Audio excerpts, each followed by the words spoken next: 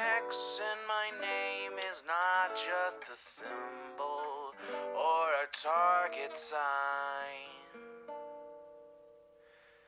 A spell that attracts all who spit facts online all the time. Can you see it? All the ones who drag my name every single day. Can you see it? Can you see it? Can you see it? They keep saying you don't have what it takes to carve out your own name underneath the shadows of gods. And I keep waiting for the day disbelievers say I flew way too close to the sun. I wait, but it never really comes. The X in my name is not just a symbol or a target sign. The spell that attracts all who speak facts online all the time. The X in my name is not just a symbol or a target sign. The force that compels all to rebel from all right shackled minds. Why do they just in arrogance when they fall from the battles I have overcome? You feel it, feel the cope and the seething tone that they make while I stand up, man among gods. And I keep vaping with my mill, shooting ropes in my cold that faces towards the sun. They hate, but I'm sitting comfy with their mom. The X in my name is not just a symbol or a target sign. A spell that attracts all who speak facts online all the time. The X in my name is not just a symbol or a target sign. A force that compels all to rebel from all that shackled mind.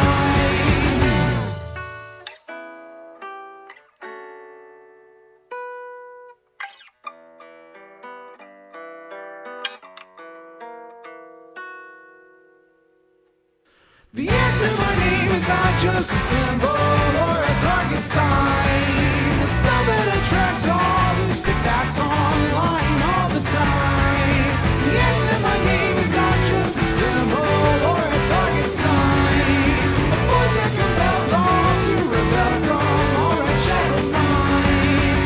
It's you and me, your mom, it's me. I'll take another hit from my name. You'll see now, watch me right now, punch your face now. Show you how.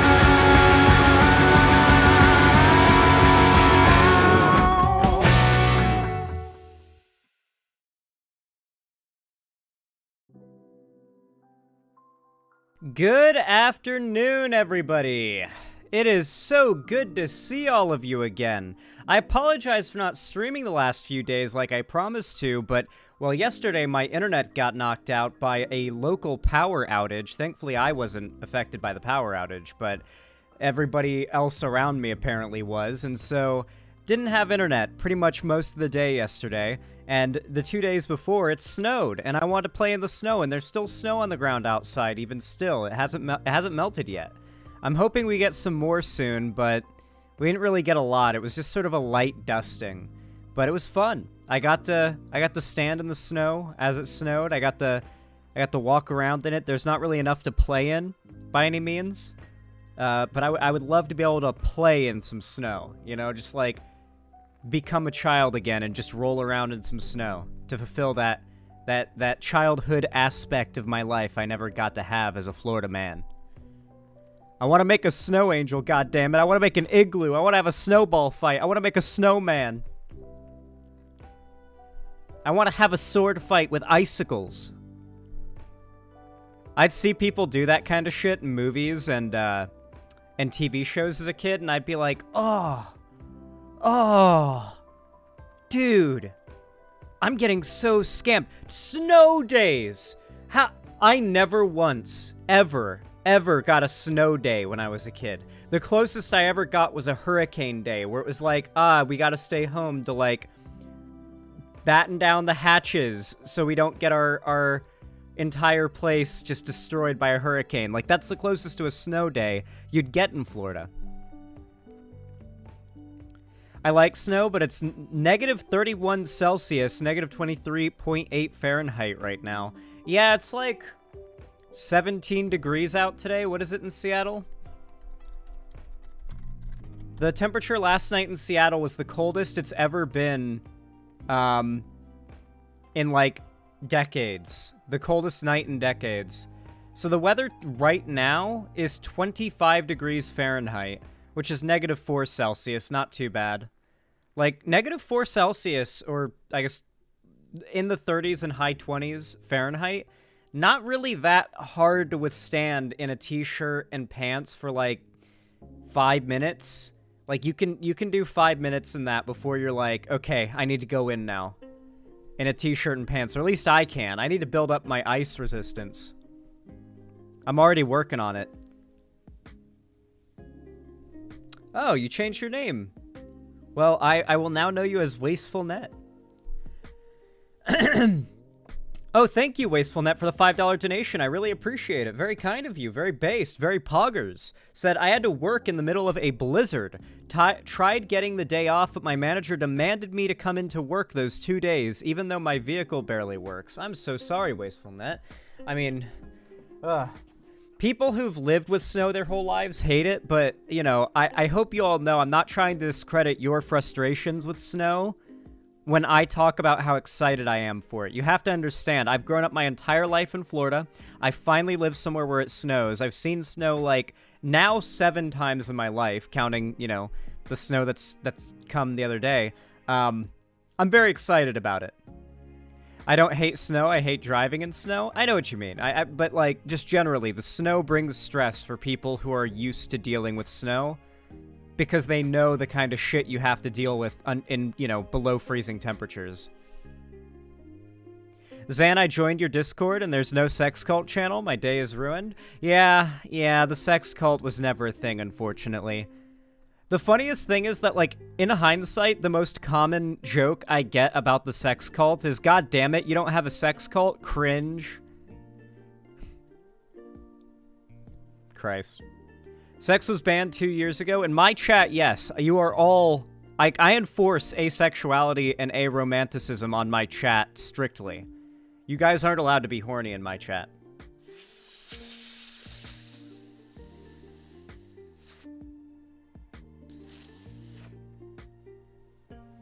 Oh shit. Good timing on me opening a new weed vape, because this one just died. I didn't charge it last night. I love getting stoned on stream. Listen, I'm going to be live on stream talking about complicated political topics. I need to be in my right mind. Give me a moment.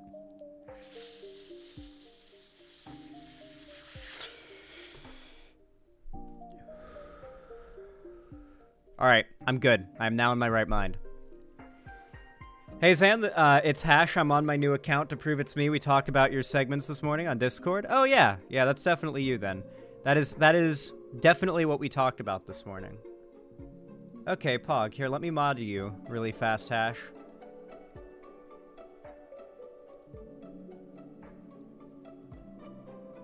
Do.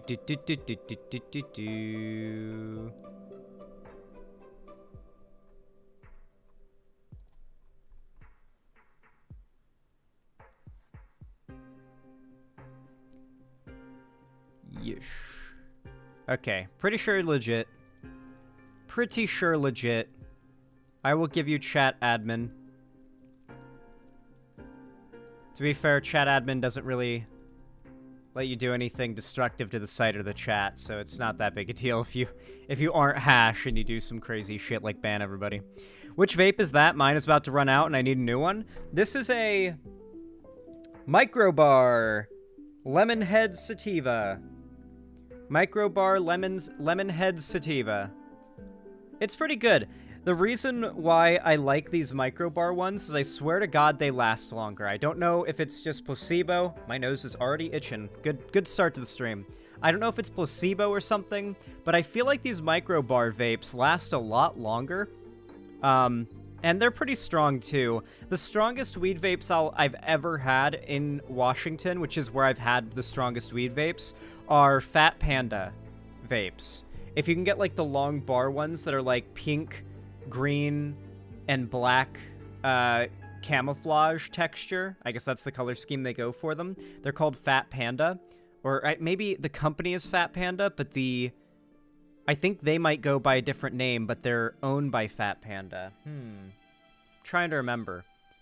All I know is those bar vapes from Fat Panda, the disposables, are the strongest weed concentrate vapes I've ever had. The first time I had one, Doe gave me one. I was hanging out with Doe, and it gave me one of those vapes, and I hit it. And I hit it like I would hit any other weed vape, which was hard, filled my lungs, like, didn't even think about it. I've hit a million vapes before, not a big issue, right? I hit this thing and proceed to cough for the next 20 minutes in front of Doe, like tears streaming down my face because I'm coughing and I'm so high. I'm sweating. My face is, like, red, and I'm sweating, like, just profusely from how much I'm coughing from this mega hit I accidentally took from this thing. I learned that day not to fuck around with those Fat Panda vapes. And I also learned that day to trust Demon Mama and Doe on their advice when it comes to what weed to get, because they know the good weed.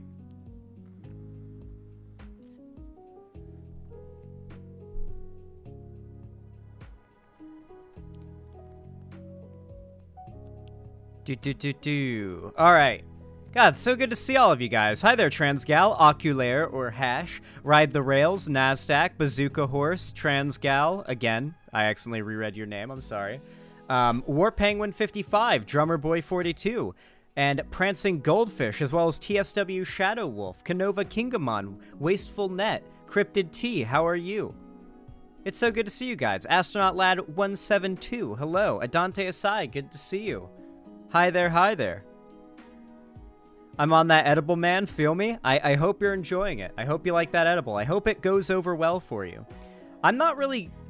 I'm not really stable when it comes to edibles. I'm gonna be real. Like, that's not even the word for it. When it comes to edibles, my stomach's not stable. Like, when I smoke weed, I tend to throw up once or twice. Right?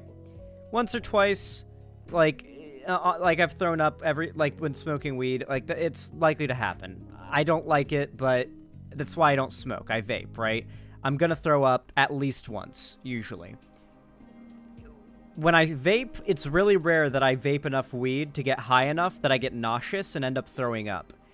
When I take an edible, I just throw up until I've got nothing left in my stomach from the nausea. I can't close my eyes when I do edibles, particularly, and, like, take a nap. Like, if it's just too much for me and I want to close my eyes and lay down, that is the worst thing. I will vomit in seconds. The same thing happens to me when I get drunk. If I get too drunk and I lay down and close my eyes, I will vomit. Like, the eyes closing makes me lose all perspective on where I am, and I start to feel like I'm falling. And I have to either open my eyes to vomit or just open my eyes to, like, keep it from happening, you know? Yeah, I don't handle liquor too well. I don't like drinking much. Had a thought yesterday. Would you consider playing the Devil May Cry reboot on stream? You might literally Fox News as a boss. You fight literally Fox News as a boss, and I think you'd get a kick out of it. I remember I barely remember the original PS2 Devil May Cry games. I remember I played, like, one of them at one point, and I know it was, like, a mix of, like, really cool and serious and awesome and a bit goofy and silly. And I know that there's that one famous clip of the guy. Oh my god, I love this fucking clip. My reaction to the game is the same as this dude's, frankly. And I can't wait to play through the game so I can understand. I can understand this clip. Let me see if I can find it. Oh, great, great. I love when you're, like, typing into the search bar on Twitter, and it doesn't, like, count as entering into the search bar, so you just look up and see that, like, every keystroke has acted as, like, a hotkey to open something, some kind of menu. Like, not only have I opened my DMs, but I've opened up, like, a list of people that I'm, like, friends with on Twitter. Like, it's... I really, really hate how slow Twitter loads these days. It's so bad. Like, it doesn't load fast enough for you to click the search thing and start typing, so it doesn't count. And you just type into nothing, and it starts using the keystrokes as hotkeys to do shit. I hate it. It's been doing it for a lot longer than Elon, frankly. They just need to remove, like, any form of hotkeying on Twitter. That shouldn't be a thing.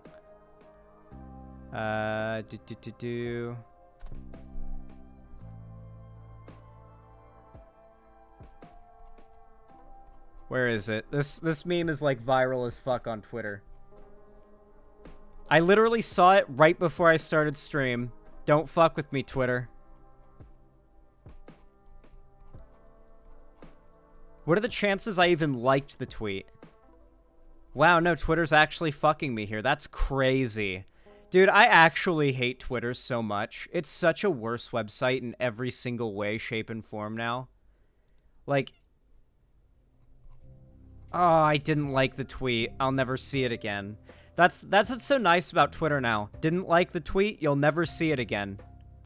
Unless it's, like, plaguing your timeline. And you just can't get your timeline to load anything new that day. Dog, are you fucking serious? Maybe if I scroll enough, I'll find it, because Twitter has me, like, shadow banned. So it doesn't really show me much of my timeline. Nope, apparently not. Really? Dog! Are you serious? How is this viral-ass clip gone? This happens to me way too often. I'm losing it, dude. I'm getting gaslit. I'm getting so gaslit right now. Hold on, I have to think for a second. What am I gonna search to try to find this viral-ass clip?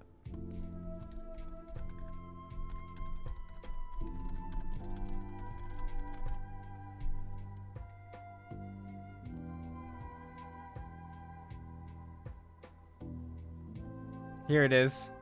I don't understand. Okay, I found it. I found an upload of it from a year ago. I don't understand. Okay, these platforms need to fuck right off with their auto-playing, they're not loading. I'm becoming a boomer. I should watch that JREG video somebody recommended about how Gen Z has become old, because I feel it happening. I'm getting progressively less patient with technology in particular. But this video is pure gold, by the way. I don't understand a thing in this game, bro. This game has done nothing but just confuse me, bro. You know what I'm saying? I just don't understand what's going on.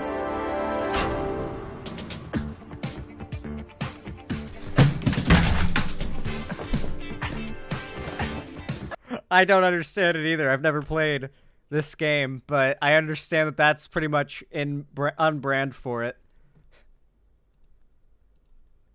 He gets fucking mad that he doesn't understand what the fuck's happening.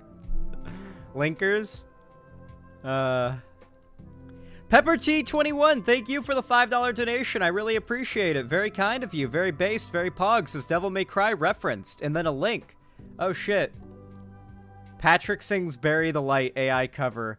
What if I told you I've actually heard this before? This time I've got something I know you can do. We're gonna open a jar. Easy. Now you try. First get a jar. Patrick, that's a Yamato. Yes.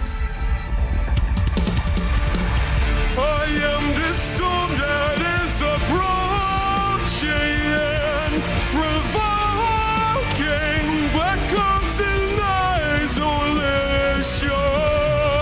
I am reclaimer of my name. Okay. It's a good meme. That's a top tier meme. I'll even like it. I'll drop that one a like. That's a good meme. Xanderhall, I'm gonna be real with you, Chief. There is no context before or after that clip. It just happens.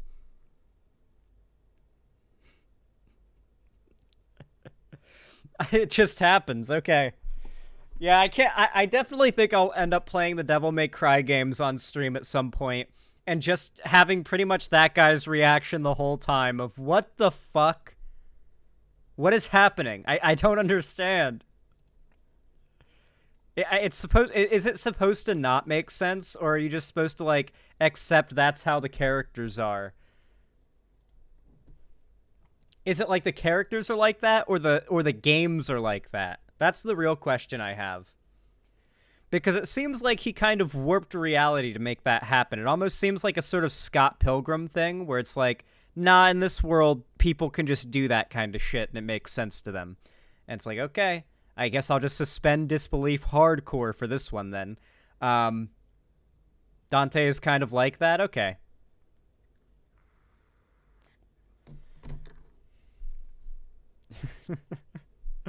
Yeah, definitely going to play the Devil May Cry games on stream. Definitely want to do that for sure. Okay. Guys, I was going to stream yesterday, but as you all know, I kind of got cucked by the cold-ass weather knocking out the power of most of Seattle. And, you know, that kind of sucked. That kind of blew. And while I was going to stream yesterday and today, and then take tomorrow off, what I've decided is, instead, I am going to do all of the segments and topics I had laid out for yesterday and today, all of them today, and then do another big stream tomorrow. Particularly because I need to get a nice big backlog of segments going for triple uploads going into 2024. We're kind of behind on getting, like, triple uploads out, and I'd like to get back on that train. Channel always does really, really well when we upload 3 times a day. I don't know why. It's just like 3 times a day is the golden number for this channel. And once I do that, it just takes off as long as it's maintained. It's just hard to maintain that many uploads a day. You guys probably... To be fair, I will be the first to say my content is a relatively lazy type of content to make, right? As far as, like, if you were to, like, put a scale of who it has the hardest type of content to make on, like, a graph, my type of content would be probably pretty low towards the bottom. But I have to put out so much that I feel like it ends up balancing out in the end. Those first handful of Devil May Cry games were fucking hard. Oh, ooh. I'm not big on super difficult games these days. Besides Souls-likes, because, you know, they aren't really hard for me anymore, because I grew up playing them practically, so... I could literally do the parry timing right now. I just parried a Hollow in Dark Souls 1 there. Yeah, I don't know. I just feel like... I'm not really big on hard games anymore. I like challenge, but not, like, Dark Souls levels of challenge as, like, new entry to it, you know? Obviously, like I said, I'm used to Dark Souls, so that's different, but, like, if there was a new game that came out that was Dark Souls level difficult, I probably wouldn't want to play it. I can never get parrying down in any game. I have terrible reaction timing, so I'm surprised I'm as good at parrying in Dark Souls as I am. It really is a matter of practice. I couldn't parry either in any of the Dark Souls games for multiple runs until I just decided, you know what? I'm playing through Dark Souls 1 for, like, the 5th time this time. I'm a little bored of just running through it. I'm gonna learn how to parry. And just every time I would encounter a Hollow, I would parry them. And if I failed, I would die. And I would just keep on going through the game trying to parry every enemy that could be parried and, like, mandating that is the only way I'm allowed to kill them. And I would just beat the game a few times doing that. And, like, now if I were to boot up Dark Souls 1 right now, not having played it in, like, a year, I would perfect parry the first Hollow that I see. Absolutely. Even if it did that, like, weird jumpy attack they do at you where they fly at you from, like, 20 feet away with the two-handed downward swing. You know the one. I have 150 hours in For Honor, and yet I still can't get the timing, lol. To give you an idea of how much time I put into Dark Souls 1 alone, there was a span of time where all I had to game on was a laptop. I was really bored of Minecraft, and so from, like, 2016 to really like 19, like early 2019, almost the only game I replayed over and over was Dark Souls 1, occasionally Dark Souls 2. I could barely run Dark Souls 3, so I didn't really play much of it. I beat that game maybe 6 times as compared to like the 50 I beat Dark Souls 1. And so I used a low-spec gamer video to like lower the settings in all these games beyond what you normally could to run them on this laptop, and I would just play through them on garbage graphics. And, you know, I had to use DS Fix for Dark Souls Prepare to Die Edition, like a bunch of, like, performance-enhancing mods and whatnot. And, I was just able to play Dark Souls 1 pretty reliably, non-stop. I would listen to YouTube videos and just run through it. And I'm just very familiar with it. I know the map of Dark Souls 1 like the back of my hand.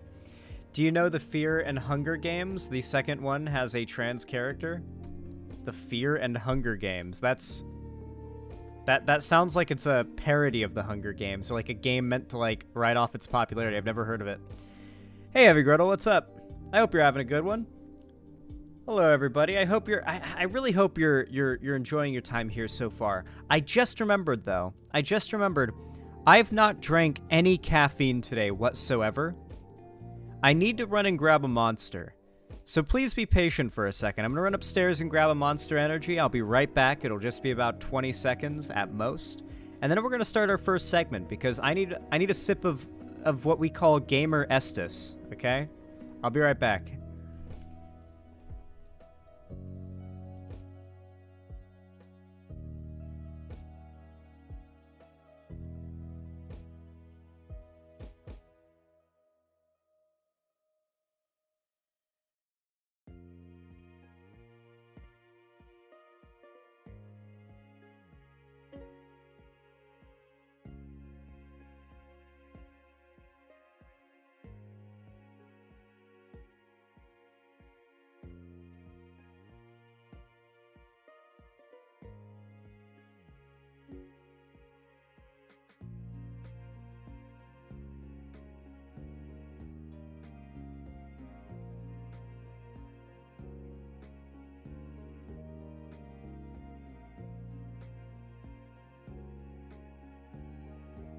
So guys, while I was getting my monster, my ADHD caused an invasive little thought to come to mind, and I thought, I realized, I remembered, man, I really need to buy one of those bootleg Bibles that's like Minecraft edition. I'm sure you guys have seen the memes of these things where it's like the Bible, the Minecraft Bible, like the Bible Minecraft edition, where it's like the Christian Bible, but it's in like the Minecraft text, and it has like pictures of like Moses parting the Red Sea, but it's like an illustration that's like looks like a bootleg knockoff of the official Minecraft art of like Steve and Alex that you see on like the on the cover. They had that in my old Christian school, oh my fucking god. Ride the Rails, I need to find a way to get one, like, a pristine copy of one of those, and have one to, like, put up in the background, the copy of the Minecraft Bible, and whenever I have to debate a Christian, to pull it out and to cite it. I want to cite scripture for arguments and to pull it from the Minecraft Bible, okay?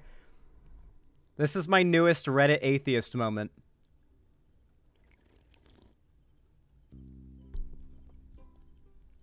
Yeah, default X, but I don't think... When I'm talking about, I think it has to be bought offline. Because it's not official. Mojang hasn't, like, put out a Minecraft print of, like, the King James Bible. Okay? Like, it's a knockoff, obviously. That you have to, like, buy off the internet from eBay or something. But, you know, I still want one.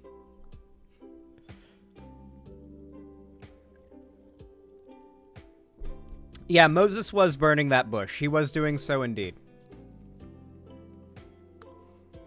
Yeah, Notch said, let there be light. No shot, Ride the Rails. Oh my god. It's 12 bucks for a paperback.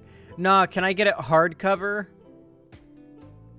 Nah, I need it to be a hardcover. It's gotta be hardcover.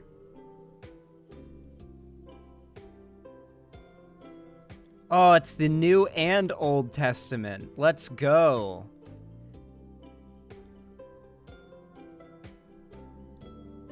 Let's check this out. Forward by Pastor Terry Smith. Introduction by Reverend Wanda Lundy.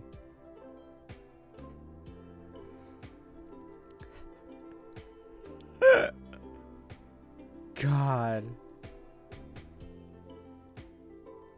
Oh my god, I could get it here in 2 days if I order it, guys. I love living in Seattle. Holy shit. I am very tempted here. I'm just like thinking about buying okay, the thing is I want to get like a paperback one that looks more official. Like this one just uses Minecraft screenshots, and I'll go for this one if I have to. But I want to go for the, like, a hardcover one that uses, like, official looking art.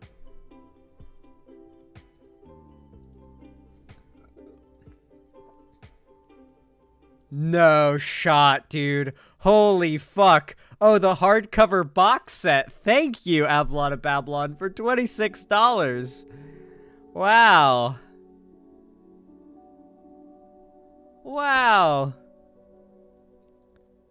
That's fucking great. Yeah, maybe I'll pick that up. Maybe I'll pick that up.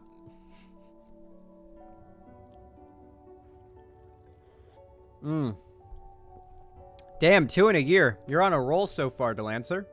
Welcome to stream. I hope you're having a good one.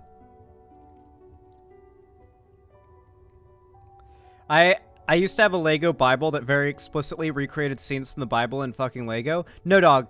I want to see the collection of the foreskins. I want to see Lot getting, like, drugged. And, you know what happens to him? All in Minecraft. I want to see Samson knock down that cathedral. Somehow pulled off in Minecraft, like, screenshot art. I want to see, what were their names? Holy shit. Shadrach, Eshach, and Abednego, like, burning inside, not burning inside of a big golden pig furnace. I want to see, how many other Bible stories do I know just off the top of my head?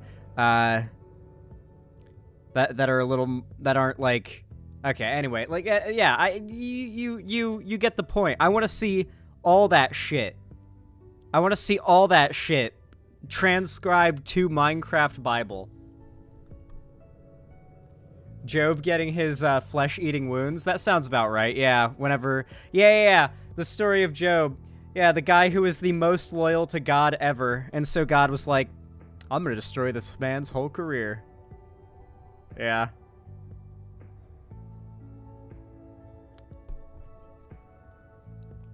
Here's what I'll tell all of you.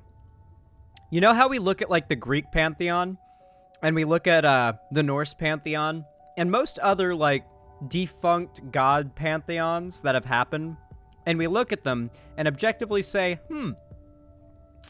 yeah, the gods were assholes. Yeah, they were kind of, like, they were rapists. They were, like, endlessly violent and hierarchical. They believed might makes right. Like, they were extremely, like, they didn't value any form of loyalty or anything like that. Like, you look at any other pantheon or belief system that's been, like, defunct, and it's just completely okay to agree, oh yeah, those gods were assholes. You know? Like, you see those, like, media that's about that, and it's very popular, right? But then when you look at modern-day religions, where, like, nothing is different about anything to do with the religions other than people still actively worship those gods or God. And for some reason, it's not okay to say, the God of the Bible is a massive dick.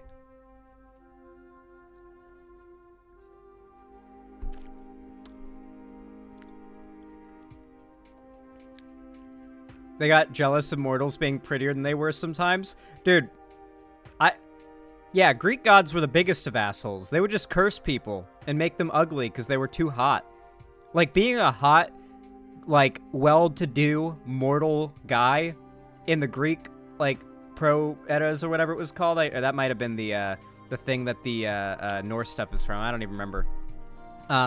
Being, like, a dude who's just, like, good-looking and well-to-do and minding their own business in ancient Greece in that, like, mythology is the worst fucking position you can be in, because a million of the gods want to destroy your life for fun. Yeah. Fun stuff. Fun stuff. Who's watched the new Percy Jackson show? Who's caught up? I never really read the books when I was younger, but I saw the movies that came out when I was younger, and I thought they were good. And then I heard they weren't anywhere near as good as the books, and I was like, okay. So when I heard that this new show is coming out, and it's supposed to be more, like, of an adaptation of the books, I was like, okay. The second movie was kind of boring. To be fair, I don't remember the second movie as well. There's a new Percy Jackson release? Yeah, it's like a show. It's a show that seems to adapt the book, like, pretty faithfully, from what I can tell. Can confirm the books are way better.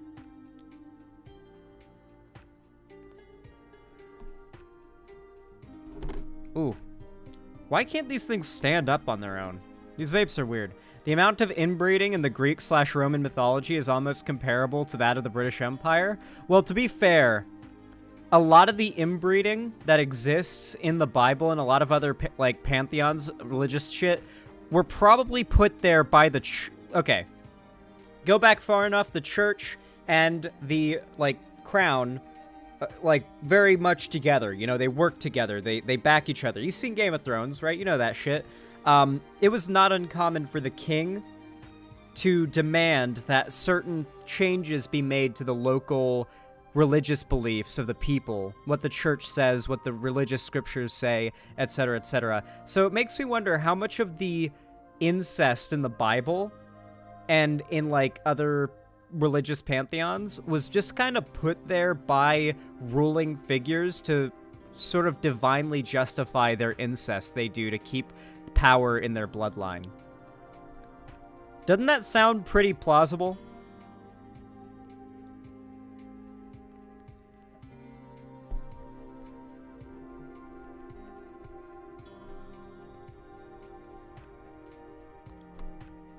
It seems like that's the kind of thing that, kings would do. Like, oh, people are giving me shit for marrying my sister. Here, make it say in the Bible that actually Adam and Eve had kids and then they proceeded to create all humans, so we're actually all inbred. Then they can't say shit. My grandma is unironically such a boomer, she thought the Percy Jackson show was too violent for kids. I mean, it's not anywhere near too violent for kids.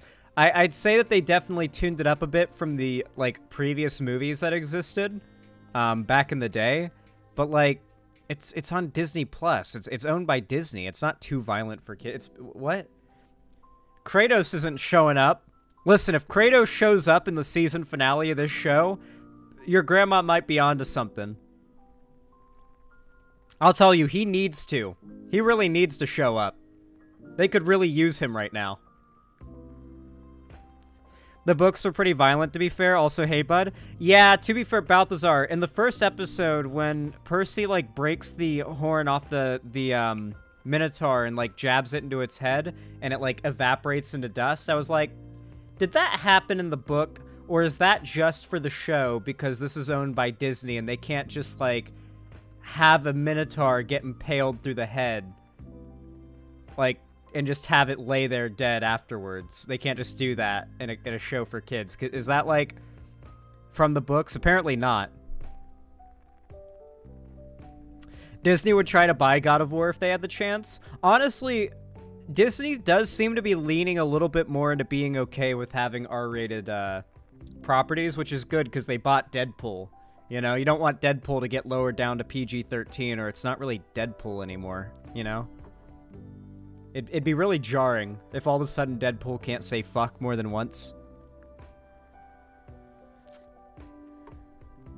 Disney will purchase all things. Yeah, it really is funny that, like, the Chuds are doing this weird faux victory lap where it's sort of like the fake it till you make it saying. Like, they're just kind of faking it that they've won, doing this weird victory lap that they've, like, won the culture war against Disney, and yet, meanwhile, Disney is, like, consuming everything in its path.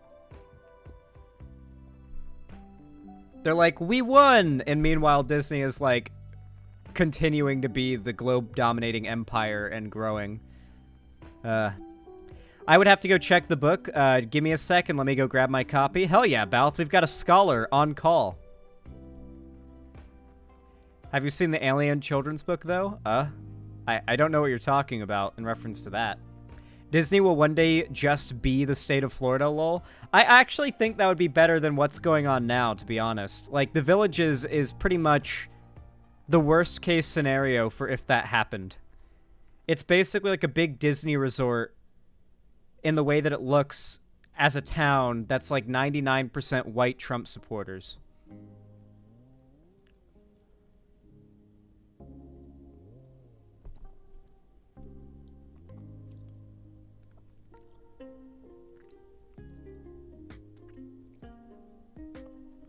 Company towns are terrible, but, like, not as terrible as Ron DeSantis doing Ron DeSantis things.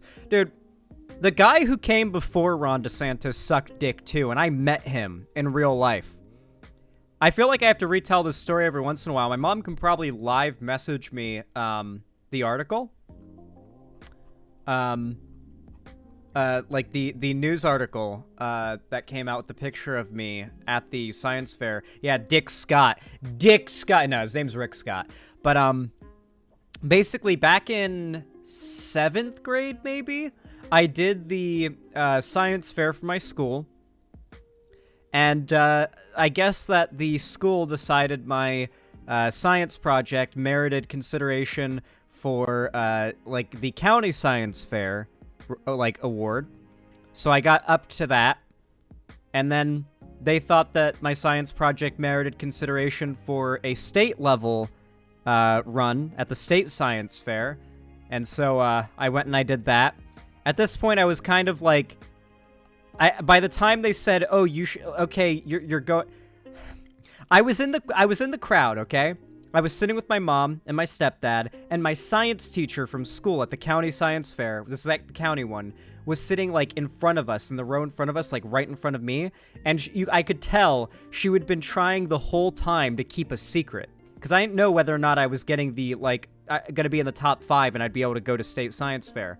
And right before they call my name to tell me, or to announce that I am going to be going to state, she just couldn't handle it anymore and turned around and said, "You're going to state." And I was just like, when I heard that, I was like, no, I wanted to get, like, a high placing, but not actually have to go to the state science fair.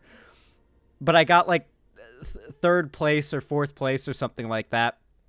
And so I went to the state science fair, and then I go there, I'm wearing my suit, and this newspaper takes a picture of me. My mom should be able to send me a picture of it if she's watching stream, I have no doubt.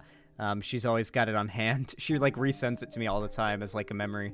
And whenever I was there, they had the governor come visit because it was at the Capitol in Tallahassee. They had the governor come visit, and at the time that was Rick Scott, and he walked around, he shook everyone's hand and stuff, and I squeezed his hand as hard as my little 12-year-old fingers could squeeze, because I was 12 and I hated that fucker. Because do you want to know what my school project was about? Do you want to know what my science project was about? Whether or not pretty much all forms of pollution that have accumulated on land from the way that our state so poorly handles regulation of the environment is causing runoff from rain and, other sources to go into the waterways that I live near, ruining them for fishing and, ecosystem purposes. Something that I proved absolutely was happening by taking multiple times a day, I would go out onto the dock and I would take multiple tests. I would do multiple tests of the water. I lived on the water at the time. My uncle was a hydro engineer. He had a lot of equipment just sort of like on hand for this stuff, so I just borrowed some of his. He had a really long tube that I could use to measure water turbidity.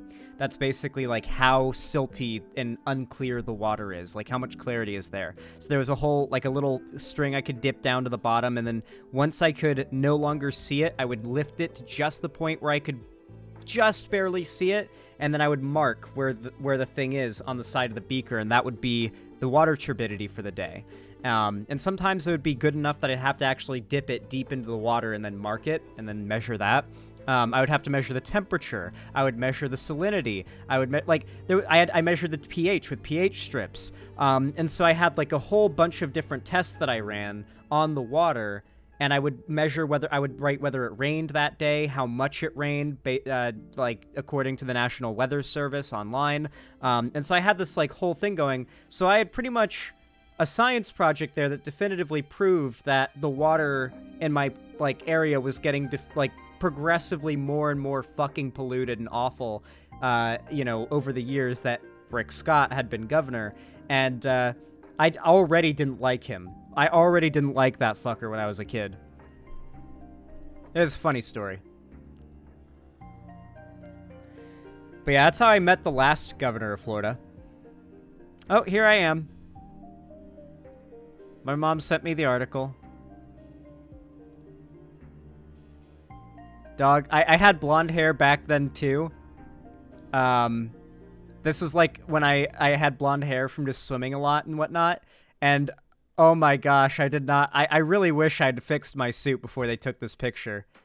I had been like so frantically running around to like different people that were coming up to ask me about my project, because there was just tons of random like important looking people in suits, okay, that walked up to you and asked you, what's your project about? And I'd be like, you have to explain it. And then there'd be another person who's like waiting in line, and another person who's waiting in line, and the governor's over there and is about to talk to you. And so I was very frazzled by the time the newspaper came to take my picture. My collar was all fucked up. My hair is all fucked up. I look dead. Look how tired I look. I want to go home and play Minecraft.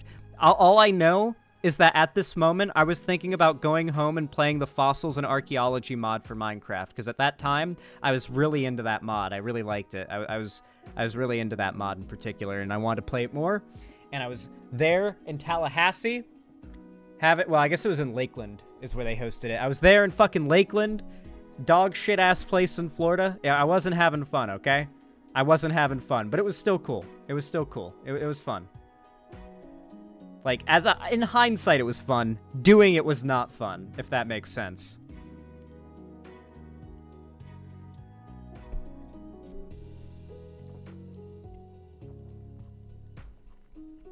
Oh, my mom sent a lot of pictures. Holy crap. Here, I've got a couple more.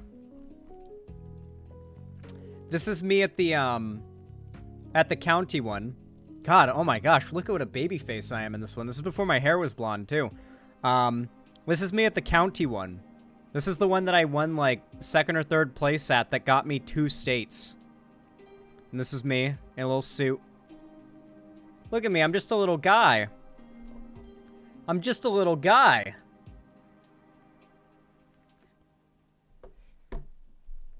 Look at me. When you make fun of me, this is who you're making fun of. That pose. Oh, I was a memer. I was a memer even back then, okay? Like, my personality hasn't changed, like, on a fundamental level at all. Oh, here's me looking, like, much older for some reason, because I'm not wearing a suit. I don't know why, but me being so young and wearing a suit makes me look younger. But here's me dressed just normally with my pass to get into the building and stuff. Hell yeah. I don't know what that sweater was. I guess it was just cold that day and I threw on that sweater, but it doesn't look comfortable or fashionable, frankly. You look tall in that pic. I am the tallest member of my family. Like, by a lot. My mom is like the tallest woman in the family by a long shot. I'm taller than like both my uncles by like 1.5 inches like for my oldest uncle, and like an inch for my youngest uncle, who is the tallest one, which is weird because, you know, I hung out with my uncles a lot when I was younger, so I always thought of them as my uncle, like they're my big uncles, you know, like I would like do jujitsu with them and they'd always win because they were bigger than me and stuff like that, right? That kind of thing. But then as an adult, I meet them and I'm like, huh, I'm taller than you now. That's weird. Like, not by much, not by a lot, but like my eyes are above theirs, you know? And it's just, it's definitely odd. But yeah, I'm not a super tall person. I'm like 5'11 and a half or something. 6 foot maybe. I think like after sleeping, I can maybe get to 6 foot, but I think I'm like 5'11 and a half or 5'10 and a half or something. Just very average height.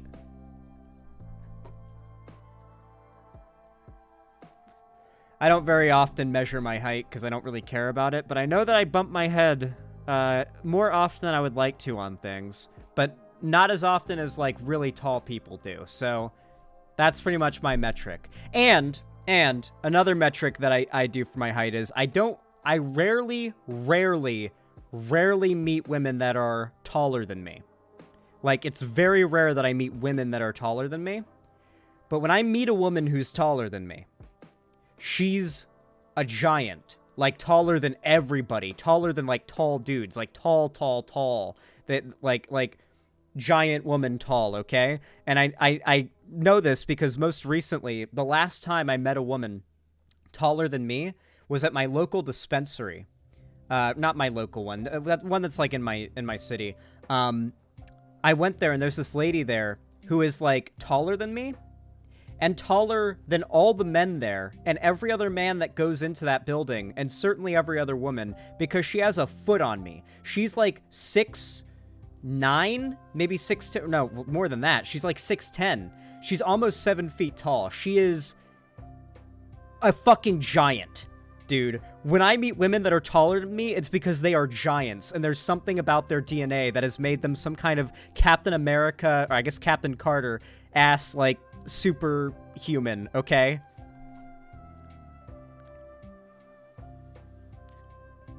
Yeah, Super Stacy. A Giga Stacy. I told you I'm super tall, so if I date anyone anyway under 6 foot, they might unironically die if I roll over in my sleep.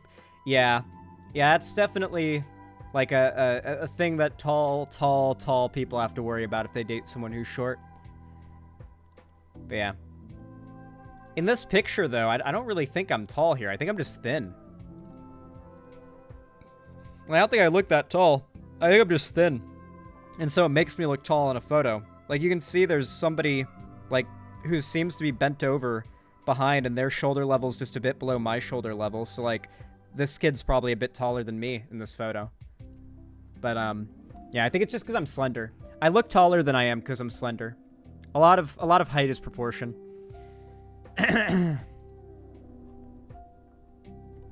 Oh yeah, here's me up on stage getting the award. Yeah, I think I was second place. So this is me. I had second place trophy for the county science fair, I believe, and I think this is first place and this is third place. Actually, no, I think there's somebody, that could be the person at the podium who is calling everyone out. I don't remember what the placement was. I know that I was like in the top, like, 5 at least, maybe the top 3 for county. I think I got like first or second place for the school, and like the entire school. In county, I didn't really place like insanely high in because it's, or not county, state. I didn't place insanely high in because like fucking every single project in the entire state. I wasn't trying that hard, okay? I was just trying to get a good grade on my school project. I didn't expect it to go this far. Also, holy shit, this kid totally ripped my project off. Look at this. Locations on the Weeki Wachee River.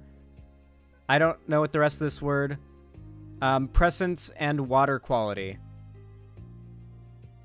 Yes, this person did a project not too dissimilar from mine about the water quality of the Weeki Wachee River, which is like the river that fed the body of water that I was studying. That's actually really cool. We probably could, if I knew this person, we could have worked together to make like a big project, like a mega project. That could have been cool. Because these two bodies of water that we're studying are literally adjacent to each other directly. Yeah, another Xander Hall clone. Yep. Actually, this was Shark. This was actually Shark 300 back in the day. No, I'm actually a Shark clone. I really do hate the unironic claims that insert person or insert that person is a clone of whoever else. Like, I am fully open about the fact that my inspiration to do the type of content I do was Destiny. It's not like a secret. I don't really think I am in Destiny's sphere or do what Destiny does enough to be considered a clone of him. Like, in a very good faith. If someone was really in good faith trying to claim that, I think they'd have a hard time. But overall, I feel like while most people just meme and joke about it, it oftentimes just feels like a very... It just feels like a thought-terminating cliche. Like, oh, I don't like this person. They're a clone of that other YouTuber. I don't have to acknowledge anything they say, you know? And I see people do that to... Well, literally everybody in this space they don't like, right? Like, Vosh gets called a Destiny clone by people who want to dismiss anything he says, right? And then, like, I'll get called a Vosh clone by people who want to dismiss anything I say. Demon Mama gets called a me or Vosh clone when people want to dismiss anything she says. Shark gets called a me, Demon Mama, or Vosh clone whenever, like, people want to dismiss what he says. But then they also throw in racism as well, like, even when it's lefties for some reason. Like, it's really just a toxic cycle of if anybody enters the space when anybody else has done a thing before them, then that invalidates everything they stand for. And I don't like it. It's very toxic.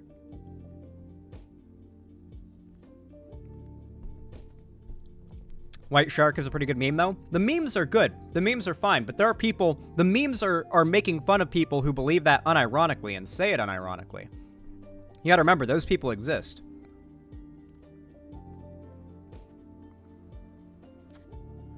I'm about 6 foot tall myself, so not exactly a small bean. Pre-HRT, though.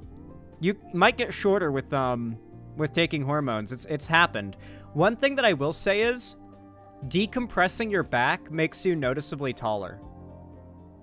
Like, I'm not even joking. I had one of those, like, back hanging things, like, where you would hang from your ankles, and your back would just decompress as you, like, slowly learn to, like, loosen your back and let your spine decompress. It would oftentimes pop from decompressing for me, and I'd get off that thing like an inch taller. Sometimes it happens when I lay down in bed a certain way, and I start to feel that amazing, like, back decompression feeling when I lay down a certain way. And, like, I get off that, like, I get up and I feel like at least I'm an inch taller. Are you talking about the Thriller moment, Xander Hall? No, I'm just saying, like, getting on one of those things just makes your back slowly pop as you loosen it up. Oh, Pog, Beth.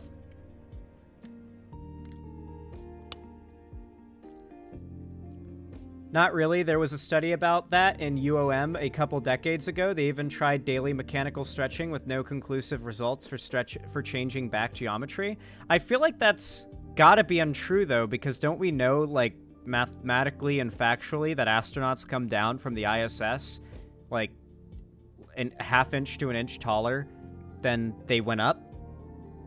Being in microgravity causes their back to decompress, and it goes back after a couple days because gravity, but, like, yeah, I don't know. I had a debate with the Floridian government with my friend over text just a bit ago, actually, and I recommended he check you out. Oh, nice. Hopefully they do.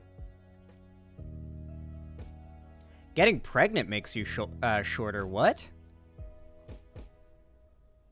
That I maybe because, like, having a human growing inside of you causes you to become malnourished to an extent. I would assume that'd be why, right? I used to get neck issues when talking to him, but I'm about 6 foot now, so I'm not anymore. I've got a friend who's... Oh, wow, yeah. Jesus. Yeah, those goddamn Germans and, like, Norwegians are tall as fuck. A lot of it is drinking lots of milk. Lots of milk being drunk when you're a baby. And, like, very strict health standards for nutrition for kids in schools. That generally leads to taller kids. A lot of it, some of it's genetics, don't get me wrong, but, like, the average human has gotten progressively taller as access to better nutrition has become more and more readily available. It's just how things are. Like, you go back 100 years ago, the average man was like 3 inches shorter than they are now. It's been quite significant what nutrition has done for the average human's height. We're a lot better than we used to be. Makes me think Asmongold must be short. I think he's like tall and gangly. Isn't he like 6'2" or something?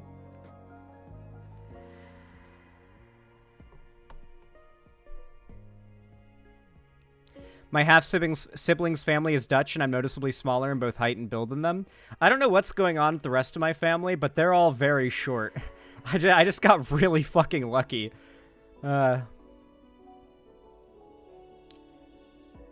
Probably, well, honestly, no, because my mom said my grandpa wasn't even that tall, so it really just must be genes from my biological dad's side of the family that have made me taller than everybody else, because, like, I've been taller than I was taller than my grandma when I was 10. 10 years old is when, like, me and my grandma measured our heights back to back, and it was like, oh crap, I'm taller than her. Is when I was 10. I was taller than my mom when I was like 13, right? So it's not that I'm really tall, it's that my family are fucking hobbits, okay?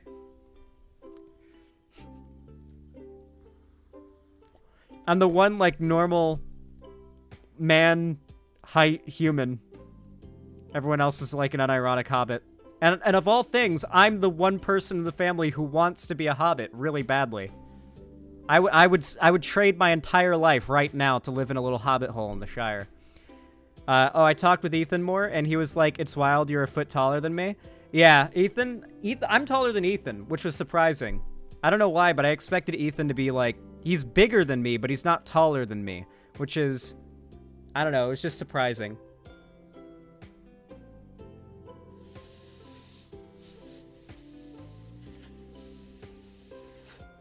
You and Ethan? No, my friend Ethan.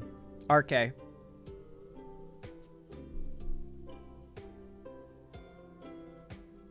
Okay, let's get our first segment ready, because I've been stun-locked for a fucking hour, guys. It's been a whole ass hour I've been stun-locked here. Alright, guys. Ad loading. No thank you. Please don't. Please don't load ad. I guess it's not going to load. Okay, cool. As long as it never does load. Yeah, anyway. Let me start the first segment of the day, because we have kind of stun-locked for about an hour and 5 minutes here. You all know what to do when I say action, right? 3, 2, 1, action. This is fucking hilarious. As you all know, the right has been giving Biden a lot of shit for his family members supposedly taking money from China. What that means exactly is different depending on what conservative demagogue you ask, because most of this shit is just based in pretty unfounded conspiracy. However, it is true that Hunter Biden has some pretty shady, you know, criminal-related stuff going on from what I can tell. Whether it begins and ends at drug addiction, I don't know. I personally think that Hunter Biden's probably a pretty okay person, fundamentally. I hope he gets help. I really liked that message that Joe Biden sent Hunter Biden, the really, like, supportive message that was like, I really hope you get help, and I love you, and I'll always be here for you. I'll never see you as a disappointment. No matter what, I'll always be here. Basically saying that even if Hunter's actions continue to hurt President Biden's image, he will still continue to be there to support his son, and be there to help him, which, like, that was a very sweet text that leaked. I really liked that. Like, they leaked it to make, like, obviously Joe Biden look bad, but I thought it made him look way better and made him look way more human than I ever saw him as before, because Biden had this really inhuman kind of sort of perception that a lot of people had of him, right? So, with a lot of people accusing Hunter Biden and the Biden quote-unquote crime family of taking money from China, which they claim is a conflict of interest for our country's national security and whatnot, I absolutely busted out laughing reading this headline. Donald Trump admits he received money from China while president. That's right, guys. It's always, always, always projection. It's never not projection. Every accusation is a confession with these people, every single time. Donald Trump admitted he did receive money from foreign governments such as China while he was president, as his business was providing a service for them, he claims. Speaking at a Fox News town hall on Wednesday night, the former president defended himself from accusations made in a recent report from Democrats on the House Oversight Committee, which accused him of accepting payments from foreign governments from countries such as China, Saudi Arabia, and Qatar while in office. The report accused Trump of violating the U.S. Constitution's Foreign Emoluments Act, or Emoluments Clause, which prohibits federal officials from accepting money or gifts from foreign governments without permission from Congress after overseas officials stayed in his real estate company's hotels and apartments during his time in the White House.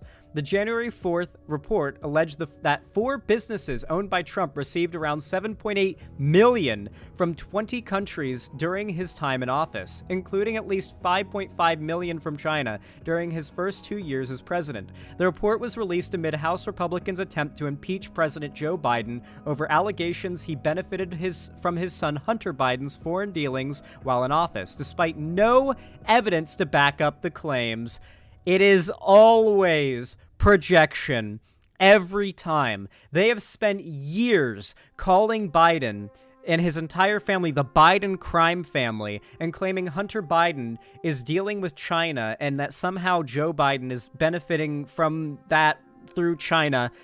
And it turns out Trump was the one doing this the whole time, and he's trying to use the fact that it was his businesses as like a way to get out of it, when the entire claim they had against Biden was that he was using his son as a proxy to commit this crime. And now he's trying to claim that he's not doing any type of crime by proxy here, and that it was just his businesses. Absolutely phenomenal. The hypocrisy is fundamental to being a conservative. Wow. Speaking at the town hall, Trump said he plans on retaining his stake in his real estate empire. The Trump Organization, currently largely operated by his sons, Donald Trump Jr. and Eric Trump, if he wins the 2024 election while defending the money he previously received from foreign officials. Quote, "If I have a hotel and somebody comes in from China, that's a small amount of money," Trump said, "but I was doing services for them. People were staying in these massive hotels, these beautiful..." Hold on, actually, I'm going to do it in the Trump voice. I apologize. If I have a hotel and someone comes in from China, that's a small amount of money. But I was doing services for them. People were staying in these massive hotels, these beautiful hotels. I came into these hotels and I thought, wow, these are some beautiful hotels. Because I have the best hotels and the best clubs. I have great stuff. And they stay there and they pay. You would be surprised at how little of the stuff I added to that impression wasn't part of the quote. I don't get $8 million for doing nothing, Trump added. The Trump Organization has been contacted and for comment via email. The report from Democrats on the House Oversight Committee, entitled "White House for Sale: How Princes, Prime Ministers, and Premiers Paid Off President Trump," said that foreign countries paid the Republican lavishly during his time in office, all while he made foreign policy decisions connected to their policy agendas with far-reaching ramifications for the United States. Ooh. I mean, of course he did, right? Like, we've literally had evidence since, 2017, right? That Trump's campaign was working with Russia to smear the Democrats and bolster his chances of winning, right?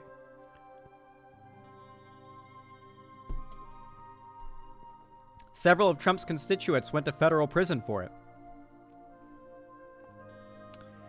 By elevating his personal financial interests and the policy priorities of corrupt foreign powers over the American public interest, former President Trump violated both the clear commands of the Constitution and the careful precedents set and observed by every previous commander-in-chief, wrote Maryland Representative Jamie Raskin, the top Democrat on the House Oversight Committee.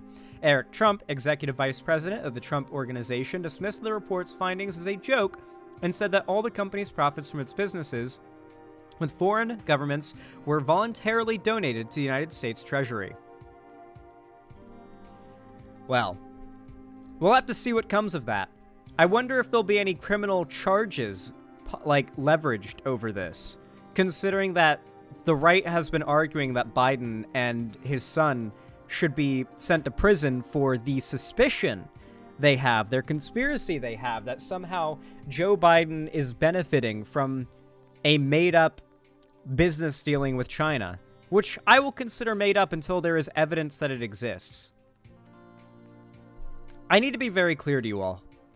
This story, overall, kind of a nothing burger. The conspiracy that started this all, kind of a nothing burger. The fact that Trump was taking money from other governments that he is supposedly not supposed to be taking money from, and is opposed to taking money from, will probably not impact him.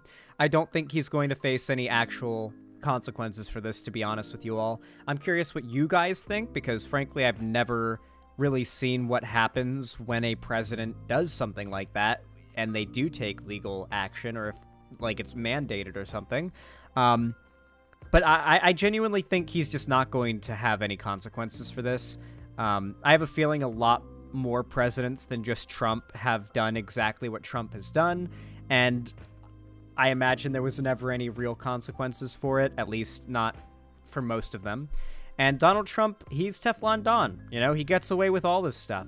He will continue to accuse Biden and his son of doing the same things he's doing. His fans won't care that he's doing it because time and time again, Trump supporters have been willing to defend everything they claim they're against if that's what they have to do to defend Donald Trump.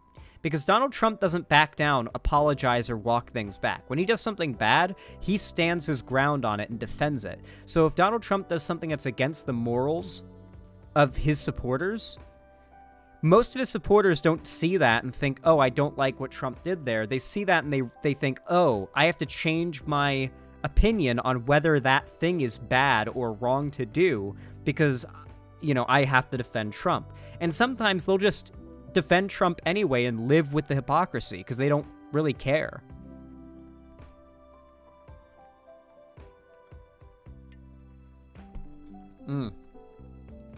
We got a video clip too. Oh boy. No audio? And if I have a hotel and somebody comes in from China, that's a small amount of money. It sounds like a lot of money. That's a small. But I was doing services for that. People were staying in these massive hotels, these beautiful hotels, because I have the best hotels. I have the best clubs. I have the best clubs. I have great stuff.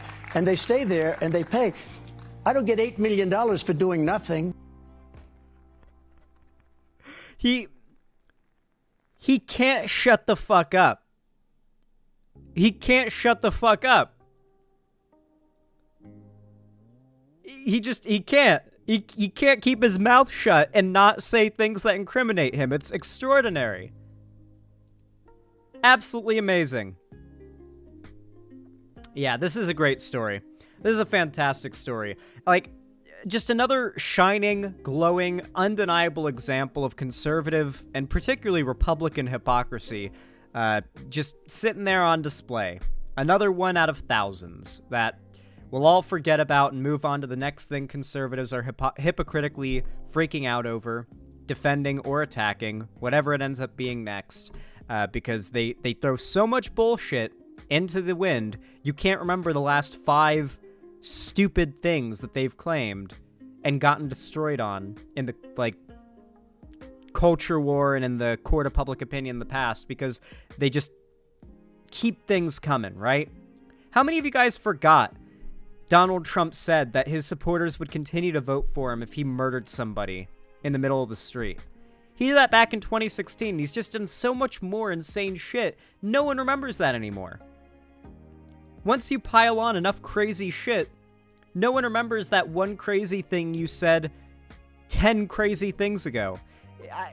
Donald Trump's a master of it. I genuinely don't know how he manages it. Yeah, it was like Times Square or something. He said he could shoot somebody in the face in the middle of Times Square and all of his supporters would still vote for him, and he was bragging about that. He saw it as a thing to be proud of. But, yeah, people don't really remember that kind of stuff because he's just, it's breakneck bullshit with him. I know it was a bit of a shorter segment, but what do you guys think?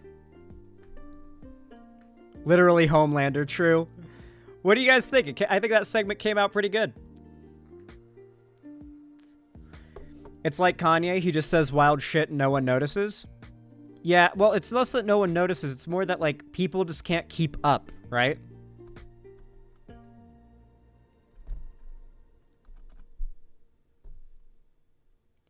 Time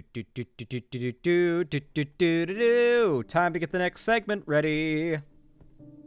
Okay, everybody. If you're enjoying the stream so far, please consider supporting me by dropping a like. Those little thumbs up over on YouTube really go a long way to help the channel, so I really do appreciate anyone who does that. And you can also subscribe and ring the bell icon if you haven't already. Hell yeah, that was a good burp. Bless me, whatever you're supposed to say whenever you burp. Excuse me? Yeah, sorry guys, but you know, you gotta unleash the demons, the stomach demons when they come. Anyway, yeah, consider dropping a sub and ringing that bell icon if you haven't already. And if you want to support me a little, you know, a little further, go the extra mile, you can always donate, subscribe, or gift a sub on my website, xanderhall.com/live. I love it when people do that. It's very based and pog when you guys do that. And you can also support me financially through YouTube, Twitch, Streamlabs, Stream Elements, and Patreon. But you can also join my Discord server and buy merch, too. Those are also things you can do. All the ways you can do those things are linked down below in the description of my stream on YouTube, so go check it out if you're curious. The Xander Hall merch is pretty cool. Buy a Xander Hall Booba shirt. They're cool. Speaking of supporting me, by the way, Natalie with the $5 super chat says, do you think conservatives have ruined the job market for young people, and would you do a video on that, and do you think the left can fix it? I don't really think they've ruined the job market for young people, particularly because Biden has done a lot, like, in his presidency in the last, like, almost 4 years to, like, bring about record levels of, like, low unemployment and stuff like, or low under and unemployment. It's just, it seems like as much damage as conservatives have done, Democrats, and particularly Biden, are actually doing a lot of good in that department. And something that's upsetting me is that a lot of lefties seem to not understand that Biden's actually doing a really good job as far as economic policy goes. Like, it's really easy to just be too bored to look at it or talk about it or get into it, and it's easy to, like, it's easy to even see what I'm talking about right now as, like, a dismissal of the numerous financial problems that a lot of people in this country have. But to be clear, Biden is doing a really good job on economic policy. And I kind of get the impression a lot of people, when they doomer about the state of things, don't know it, or maybe even know and deny it. Yeah, the economy hasn't been this good since the 1950s and 60s. You're completely right. Like, Biden is overseeing, like, a really good economy right now, and it's getting better and better. Big part of this is that Joe Biden has, like, opened up massive amounts of permits for both domestic oil drilling, which I know isn't great, but it creates a lot of jobs and makes a lot of money and helps the economy a lot, so there's that. But he's also opened up more permits than any other president on green energy. Both green energy and domestic oil. Opened up more permits and like, started more initiatives for that than any other president. So that alone has been a massive boost to our economy, and it's been showing. Economists, like, pretty much across the board have agreed that, like, Joe Biden's policy has been good. The problem is that demagogues that are popular, that talk about the state of the country, tell people things are worse than they are because people are too lazy to look at, you know, economic data. Because it's really boring. Economic data is really boring. It's not like a gotcha against anybody who doesn't look at economic data. It's boring. You shouldn't have to.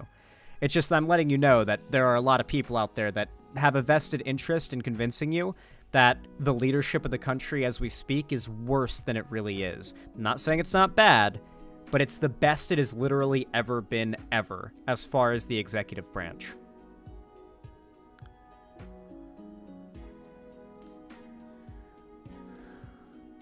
This is the second golden age of the American economy that Americans wanted. Yeah, especially like it's sad too because there's a very select group of people who are going to benefit the most though. People who already had money going into the pandemic and bought houses. If you bought a house during the pandemic when they were extremely cheap, there was like very, very cheap houses in many places during the pandemic, like at the very beginning. Like flipping them, like if you had remodeled and flipped them over the course of the pandemic, they sell for so much more now. Like people who are smart with property investment at the beginning and end of the pandemic, going to make a lot of fucking money, a lot of money.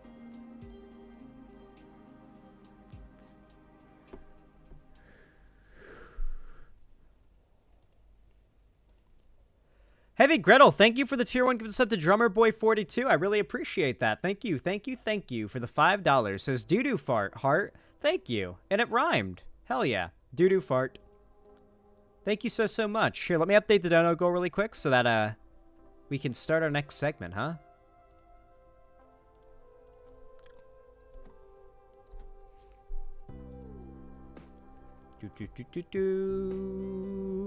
Nice.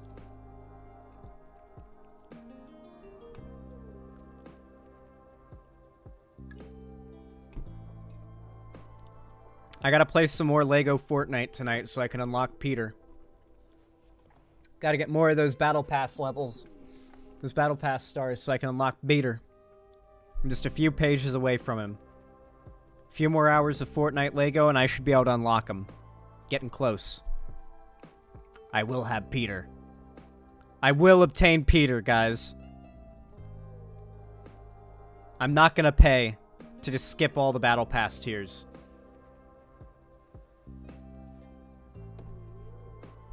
Dude, Lego Fortnite goes hard. What are you giving me that look for, Grazitriton? What do you mean? What do you know who is actually a based Fortnite defender? Demon Mama. Demon Mama's actually a based Fortnite defender. If you think Fortnite is cringe, go debate Demon Mama on it. She will fucking curb stomp you, rhetorically speaking, on that topic. Demon Mama will ride or die Fortnite. Like, more than I will. I mean, I don't like Fortnite Battle Royale, but I love Save the World and Fortnite Lego. Everything that's not like the PvP versions of Fortnite is literally top-tier content. And if you like PvP games, Fortnite PvP is great. Fuck Fortnite and the shitty developer behind it. I mean, literally every developer company is shitty, like, in all of gaming. Like, they all do shitty practices.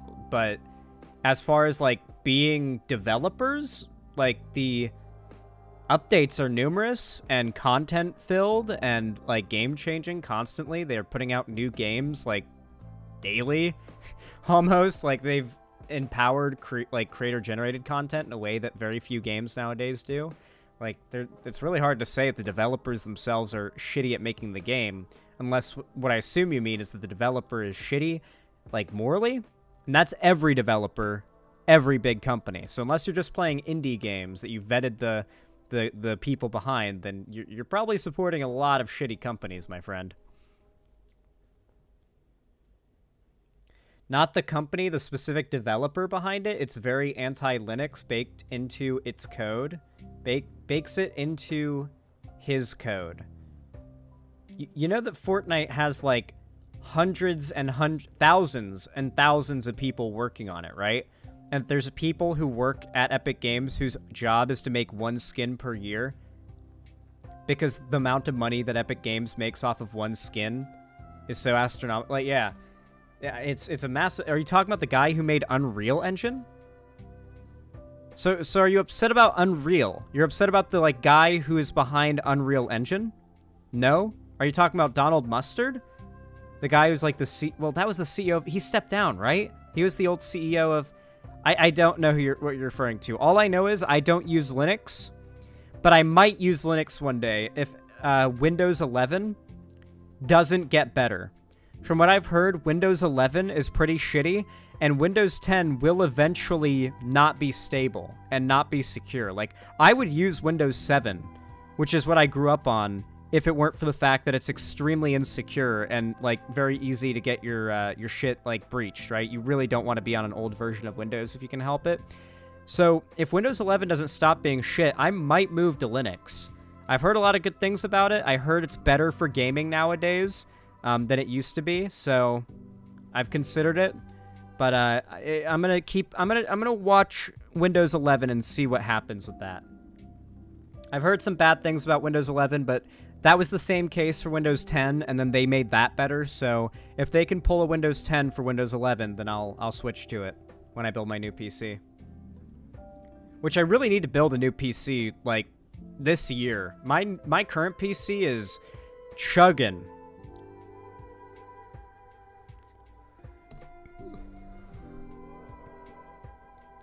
Yeah, they need to un-Applify Windows 11.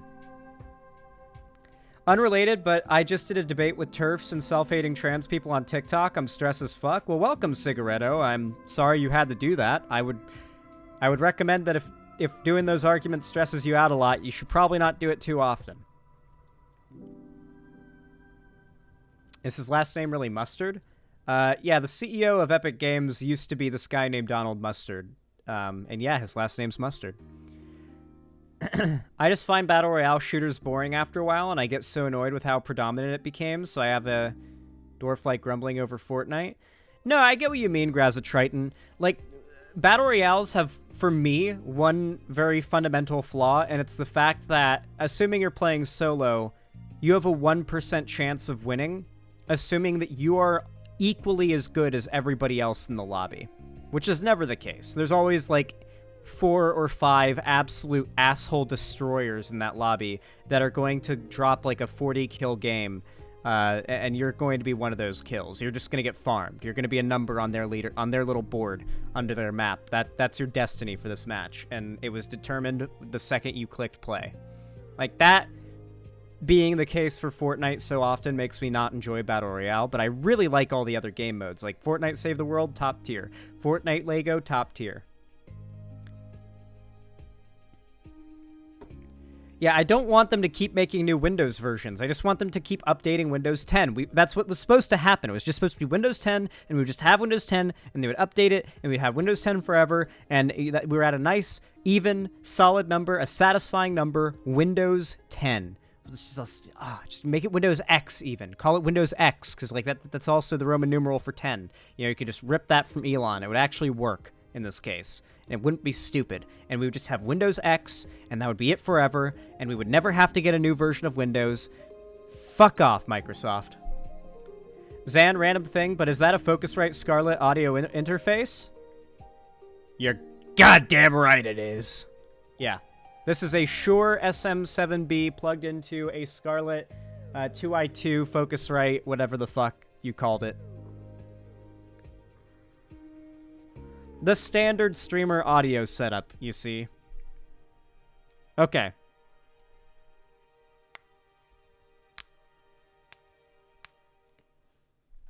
I need to get some furniture in here. I'm working on it, guys, okay? If you guys donate, we can afford to get more furniture in here, but for now, I gotta focus my my income on paying rent and getting food. So right now, I'm sleeping on lay mattress on lay floor. So yeah, you guys can donate, and we can start tricking out this this stream room to look nice with furniture and cool stuff. I'm excited to be able to do that. It's gonna be cool. All right, you all know what to do when I say action, right? 3, 2, 1, action. I got an update for all of you on this based-ass law that is now going to be getting passed in 2024. In Mississippi. Old Miss. We love Mississippi here, don't we? Hypers in chat if we like Mississippi. Old Miss. Amid ongoing concerns about reproductive access in the Magnolia State, Mississippi's Democratic lawmakers and advocacy groups are slanted to introduce the Right to Contraception Act in February. Let's go. I talked about this when it was first written up, but now it's going to be full-on proposed next month. And we're going to see whether or not it gets passed. I have pretty high hopes, though, considering that Republicans fighting against contraceptive rights is really unpopular. But it is their end goal.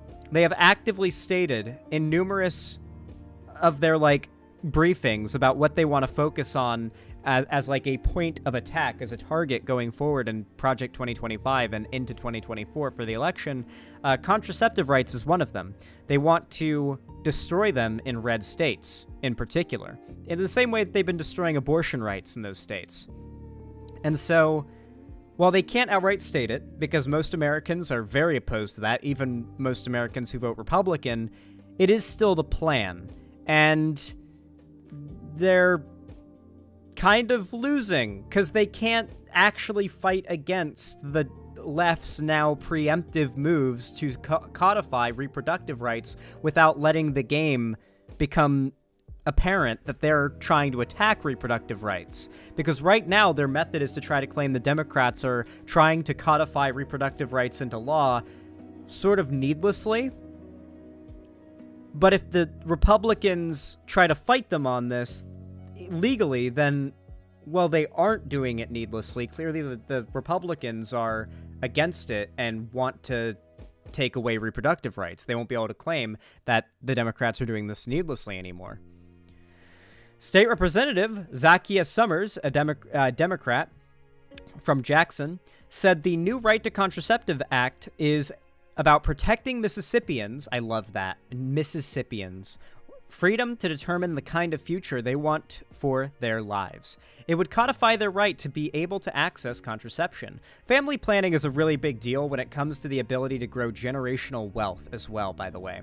So we've talked about this before, but most people's life can be very, very heavily determined by experts that just have a certain set of variables that seem very inconsequential, but with those variables alone, experts can very accurately determine where someone's going to end up. And those things are simply, what zip code were they born into? How many parents do they have in their household? And did their parents own a house? Those three things alone is all that experts need to extraordinarily accurately graph out what that person's life is going to end up being like. It just extremely effective. And the fact is, the reason for this is that in America, we have a cycle, a perpetuated cycle of poverty. If you're poor in America, it is expensive to be poor. It is really hard to save money.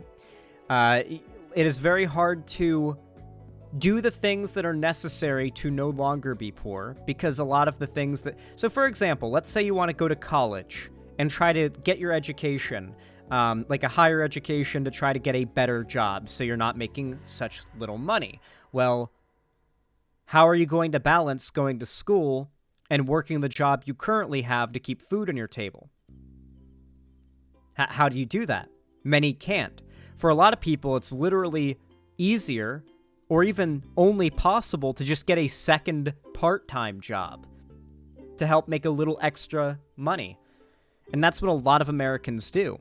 But what this causes is a lack of ability to take the time to go to school or to learn the knowledge needed to know how to get out of your current status in life. Knowledge alone is a very important form of generational wealth. And one of the best ways to build generational wealth is to have the freedom and the ability and the resources to family plan. An unwanted, unexpected pregnancy that you're not ready for can be life-ruining. The amount of work it takes to raise a child, especially as a single parent, in which case this is very common, it's astronomical. It is nearly impossible. It is impossible for many people. Some people just simply can't do it. They can't. They aren't able to do such a thing. And when Republicans attack the right to access to family planning healthcare, it's obviously a show of the fact that they want to preserve the cycle that keeps the economic hierarchy that exists currently. They need to keep a class of poor people existing to act as a fear motivator for the middle class to continue working. Like, as long as there are poor and homeless people out there, that acts as a fear motivator for the average working class, middle class person to work so they don't end up in that position. And the more that Republicans demonize homeless people and make it harder to be homeless, the worse that possibility looks. And of course, they want to maintain the hierarchy of higher economic statuses. They don't want to allow for policies that would increase taxes for, wealth taxes and increase taxes for insanely higher brackets, right? Because they want to maintain that economic hierarchy because it's seen as a motivator for people to work harder, sort of delirious or delusionally, right? How many people have you met that thought if they worked really, really hard in their like low ass level job that they'll make it to like manager and then eventually like upper manager and then eventually regional manager and then maybe one day they'll be living in like a multi-$100,000 house and they'll have a pool and a stable income and everything. Like, obviously that's becoming a lot less common now as people start to wake up to the fact that that's just fake, right? Like, you're just gonna be working harder for nothing. But there are still people who think that way, and the idea that if you don't work hard enough, you'll end up homeless, and that if you work hard enough, you can end up rich and successful, is a very, very delusional and powerful narrative that keeps people believing the kind of shit that gets Republicans elected. And one of the best ways to kind of maintain that cycle of poverty, because you need poor people to exist for this to, continue, this cycle to continue, this system to work, for that fear to exist, like, in their view, they think if there's not poor people, if there's not homeless people, if you can't go homeless if you don't work, then people just won't work. So they have to maintain the fear of being homeless or extremely destitute as something that would be a very awful outcome if you don't continue to work your ass off. And then they give you a delusional idea that if you work really hard, you can be extremely successful. All of it is really to serve the capitalist machine. It's kind of been the elephant in the room this whole time. But I think that all really does come back to contraceptives at the end of the day. The fact that conservatives are so opposed to it. Contraceptives are one of the best ways for someone who is not financially well off to prevent themselves from ending up in an even worse place financially with even more responsibility. Being able to say, no, I'm not getting pregnant until I am ready to get pregnant, or I'm not getting someone pregnant until I'm ready to get someone pregnant, is an extremely, extremely valuable tool, and it's more valuable the less money you have. Conservatives try to delusionally argue that the welfare state makes it actually more economically beneficial to have more kids, but the fact is that unless you are literally neglecting them and not, like, raising them or doing anything for them, and just, like, pocketing the money you get from the government for having kids and no job, or just having kids at all, like, the idea that, like, people are able to do that and live off of that money, and that it's like it makes a big difference to begin with, is delusional. Absolutely delusional. But conservatives argue it anyway. It's just like it's the same thing with homeless people supposedly living a homeless lifestyle. They try to take people who are in situations they literally can't help or change and find some weird contrived way that it's actually a moral failing on their part and their fault that they are in the position they're in. Anyway, got a little stun-locked there, but it's related. Quote, this legislation helps families determine their economic mobility, that's what I was talking about, so that they can make the best financial decisions for them and their families, said Summers. Quote, they may be asking questions like, can we afford to raise a child right now? Do we have the jobs necessary to be able to take family leave? Unquote. This bill, this law, if passed, would make free shit tons of contraceptive, like medicines and forms of healthcare for people. Tons of different family planning options would be made free, covered by work and like work insurance, covered by Medicare. Like it would be astronomical if this passes. The amount of people who otherwise can't afford contraceptive care that would be able to if this passes would be huge. Summers pointed out that contraception goes beyond family planning because it has many health benefits, including reducing the risk of certain cancers, STDs, HIV, and AIDS. This is a whole other pillar of this conversation I completely forgot to talk about. If you have less money, if you're economically, financially less well off, getting an STD or whatever is going to be infinitely worse for you than if you're not economically well off, right? Like, isn't syphilis really common? To the extent that, like, you probably know someone who's gotten it and you're at some point in your life. I know you just treat it with, like, antibiotics, right? It's just a bacterial infection. You treat it with antibiotics. Like, even then, even something like syphilis, which is pretty common from what I hear, and can be treated with antibiotics, like penicillin, according to Heavy Gretel, like, even then, if you aren't wealthy, or you aren't, like, at least, if you're poor, getting a day off work, then going to a doctor, and being able to afford a prescription of antibiotics might not be an option for you. So the fact that you don't even have the option to use contraception that can prevent those diseases, even the most mild of them, that is a problem that is especially bad for people who are lower income. They don't have the money to afford the prevention right now or the solution. She added that it also helps with preventing maternal mortality and migraines. That's also, well, yeah, of course. Like, if you are a woman who has a history, familially, of really, really hard births, really hard deliveries that have been near death for, like, the mother in most cases, then chances are not being able to have contraceptive access when you know that if you get pregnant, there's a very good chance that you almost die or will die. Yeah, that's definitely going to be pretty stressful. Not having access to the contraceptive health care that you need to prevent that from happening. Summers said contraceptives such as the birth control pill and the IUDs are currently available in the state, but because of the confusion around the Supreme Court's Dobbs decision, there are some gaps in access. She added there's also some hesitancy among healthcare professionals to prescribe birth control. Quote, "We have not received a clear response from our leadership in terms of what will happen with contraceptives in the state of Mississippi," said Summers, "and so this legislation is really an opportunity to be on the offense, not have to wait and see what's going to happen."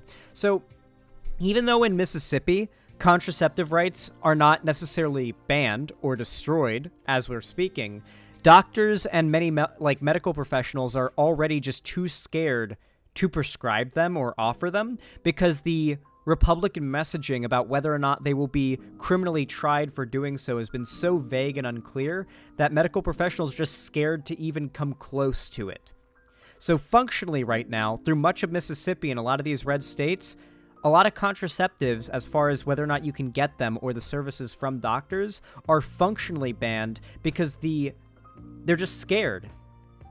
And the messaging has been purposefully, deliberately vague and unclear as to whether or not they'll be punished for offering them. So this bill would make it clear, make it very clear, yes, doctors and medical professionals are legally protected in offering these medical services.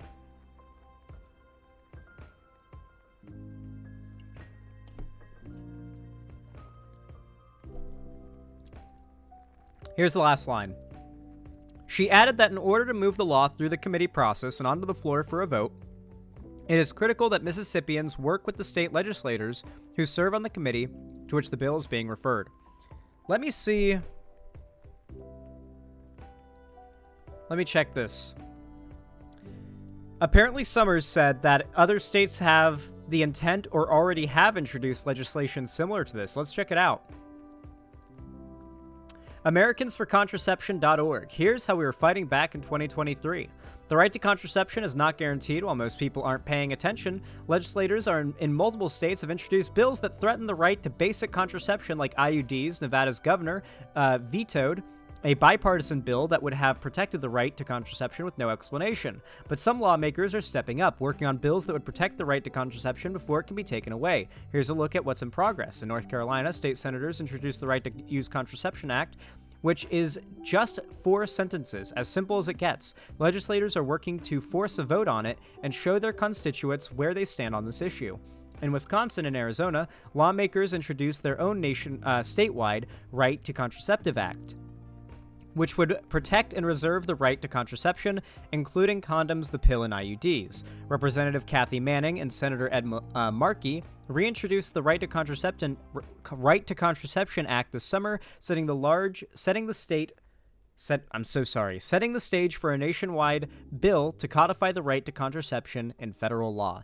So yeah, across the country right now, we're seeing some Democrat lawmakers pushing to codify right to access to contraception in law on a state level. This is why it's so important to care about state and local elections.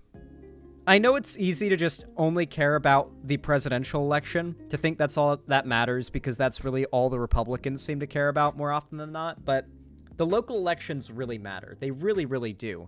Because depending on who gets voted governor, for example, that can determine whether or not an entire state's worth of people have access to, say, contraceptive rights, or the right to transition, or hell, the right to get married if they're gay. Because guess what? That heavily Republican-leaning Supreme Court is going after gay marriage next. You guys know that, right? Like, gay marriage is on the docket for them to destroy. Like, yeah, they're going after that. It's going to be up to each individual state whether or not you can get married if you're gay. Like, sooner than later.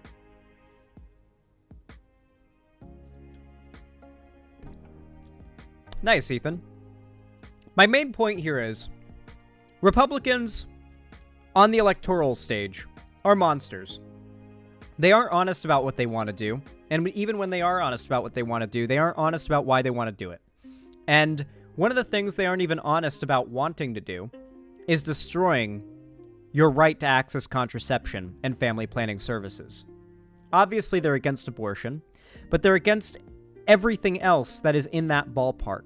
They do not want you to have sex and the consequence to not be having a baby.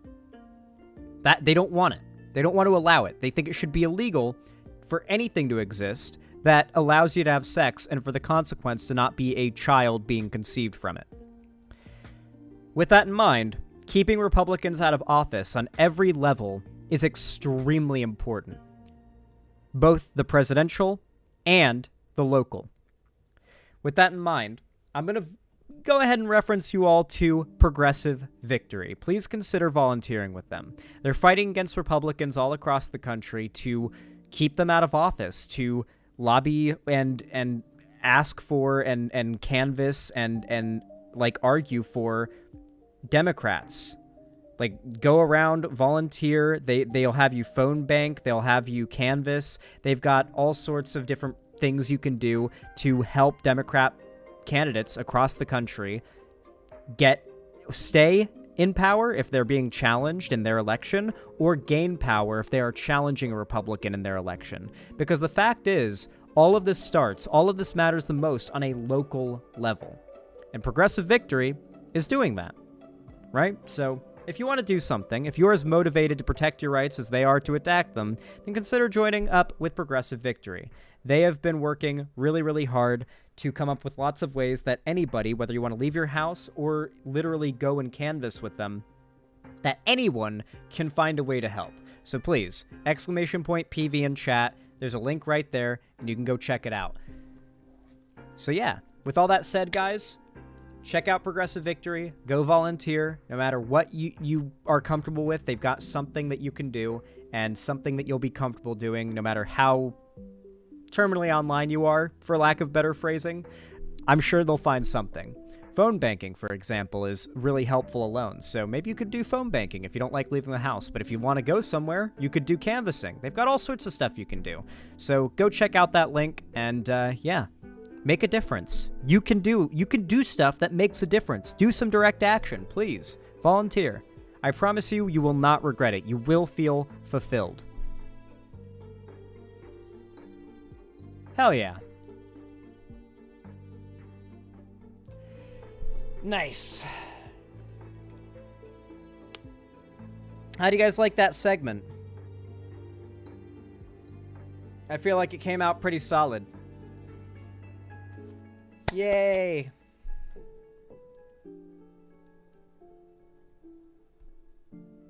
I'm glad you guys enjoyed. I'm so tired today. I really slept in, and somehow I'm still... Like, I slept in a lot, and I'm still sleepy. I have no idea who that is, Tobias Needling.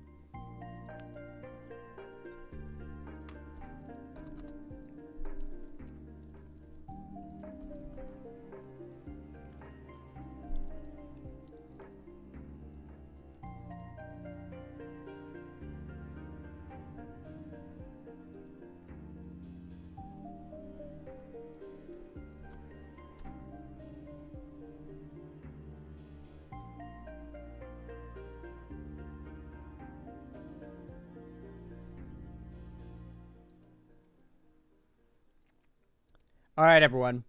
You all know what to do when I say action, right? 3, 2, 1, action.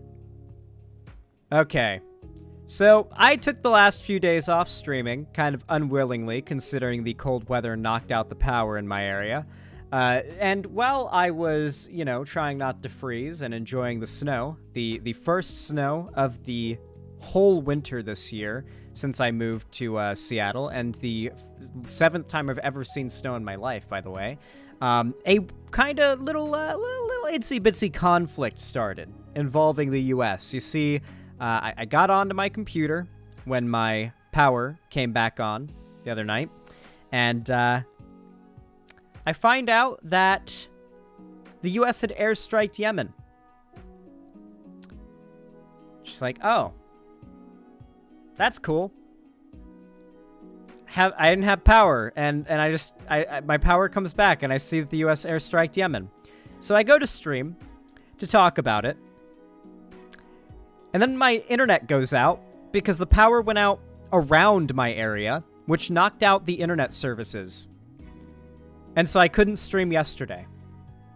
And so we're finally here today, and I can finally talk about all this. And I'm honestly a little bit grateful that I have to talk about this a little bit later than everybody else has, because with time, I'm able to sort of sit back and look at all of the information and all of, like, the commentary and everyone's takes as they go, and sort of have a more well-rounded opinion on things when I make my video about it, you know?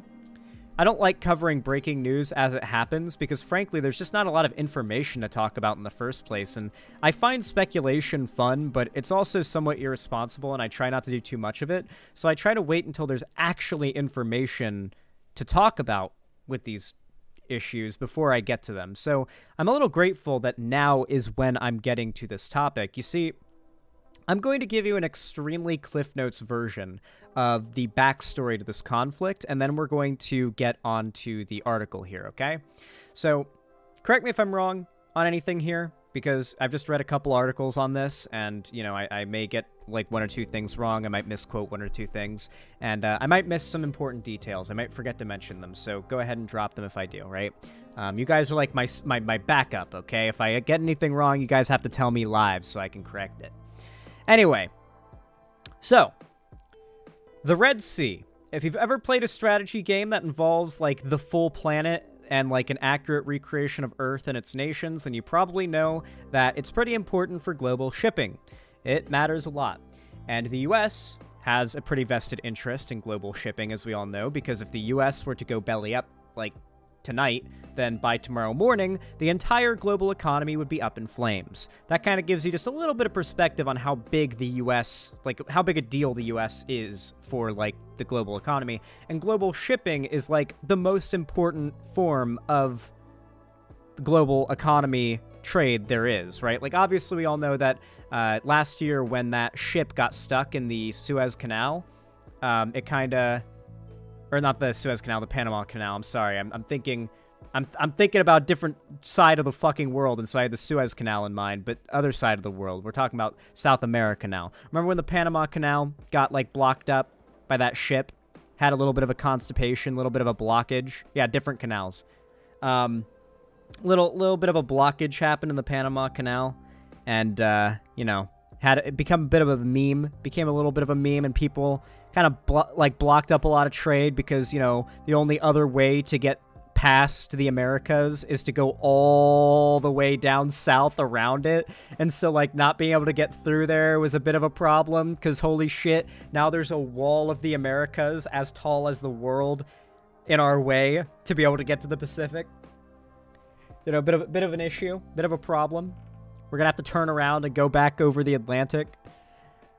You know, it was a big problem, right? Global shipping and it getting fucked with ends up being really big news because everybody suffers from it. We actually saw prices go up on tons of products because of the shipping lane getting clogged up. Well, the Red Sea isn't quite as important as the Panama Canal necessarily, but it's pretty up there as far as importance to global shipping.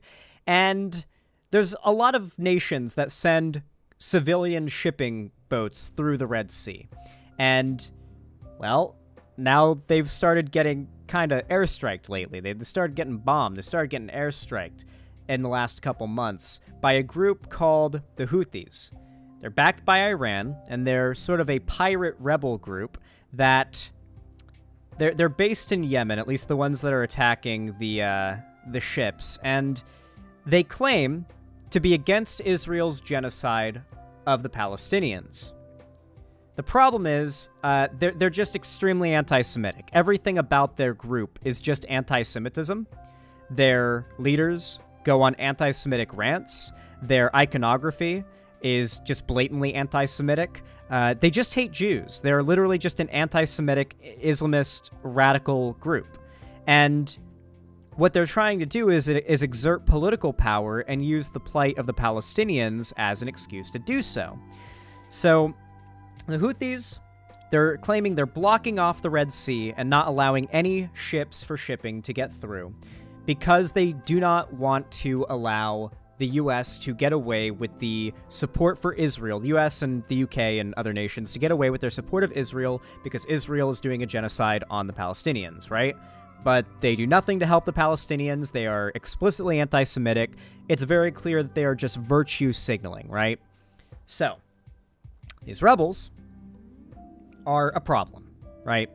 The U.S. is in a lot of treaties. We are in a lot of agreements with other countries that also have a vested interest in this global shipping, and we're kind of considered the biggest boy in the room in that respect with our military because we've got, like, the largest military in the world. We have more people in reserves alone than any other military in the world. We have the highest military spending by a lot, like, to the point where second place, China, is, like, we spend twice as much as second place, you know? Like, we are the big boy in the room, militarily speaking, when it comes to every single alliance that we have. So, when nations we're allied with are having their ships, their civilian trade ships, bombed by militant rebels, we can't just ignore that.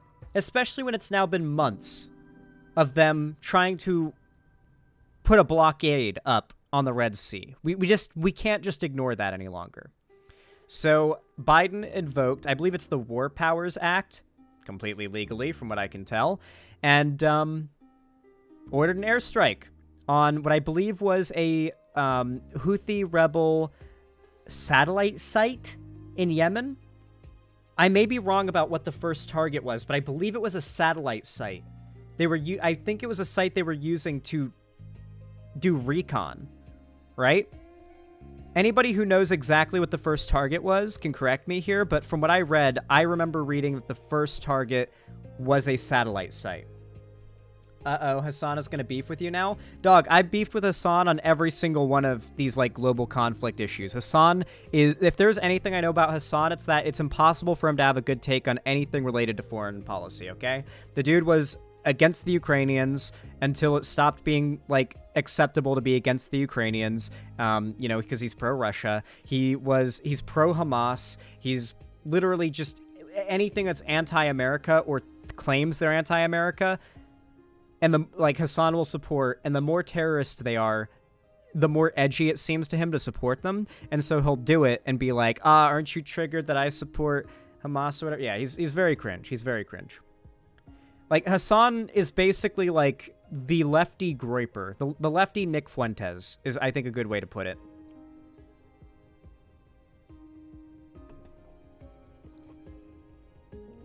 For real, he had such a bad take on this? Well, before we get to Hassan's stupidity, let's, I'm going to summarize everything that I know.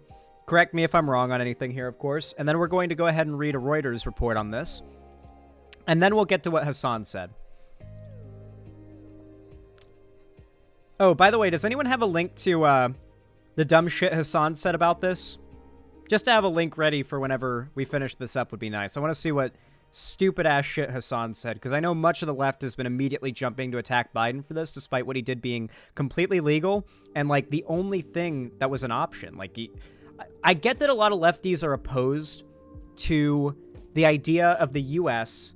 reaching out and fighting very faraway nations on faraway lands because it doesn't feel defensive in any way, right? Like, it doesn't really seem like the U.S. having military bases overseas and fighting and airstriking places overseas does much to actually protect us here in America across the ocean, right? It doesn't really feel that way. It feels more like the U.S. government just wants to use the military to invoke their power and their will across the ocean and around the world. And granted, that is true in a lot of cases. That is part of it.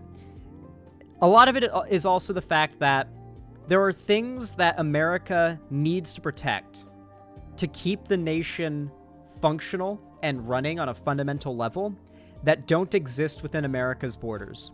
National shipping lanes is an example of one of these things. Protecting national shipping is paramount for America. If national shipping just shut down entirely, the country would fall into turmoil. It would be an apocalyptic event. It would be like Mad Max, okay? I get that it's unattractive for Biden or the U.S. government to order a strike on any other nation. It feels like the kind of thing you should oppose just principally. But when you look at the facts, when you look at the practicality, when you look at the way that a functioning world system works, this is the only option that could be taken. A small group of rebels, is using their military technology to fuck up civilian cargo vessels, to fuck up world trade, to strong-arm the U.S. into doing what they want. Or doing what they claim they want. So, yeah. The U.S. kind of has no option but to step up. And it's not even just the U.S. Britain has also airstriked Yemen and the Houthi bases there. So, I'm going to go ahead and bring up this Reuters clip because it kind of goes over the way that the Houthis plan to respond to Biden ordering that strike and numerous more that have followed from the USA and from Britain on Houthi bases in Yemen. So here's Biden's response, and then we're going to get into what the Houthi rebels' response is to the strike. I think they are. The Houthi movement threatened a strong and effective response on Saturday after the United States carried out another strike in Yemen overnight. It further heightens tensions after Washington vowed to protect shipping lanes from attacks by the Iran-aligned group. The US said its latest strike hit a radar site, a day after dozens of American and British strikes on Houthi facilities in Yemen. I will say, the balls on these guys to say that they're going to retaliate, like, massively against the US, like, while standing in the middle of an open field in a tent. We've got... Okay.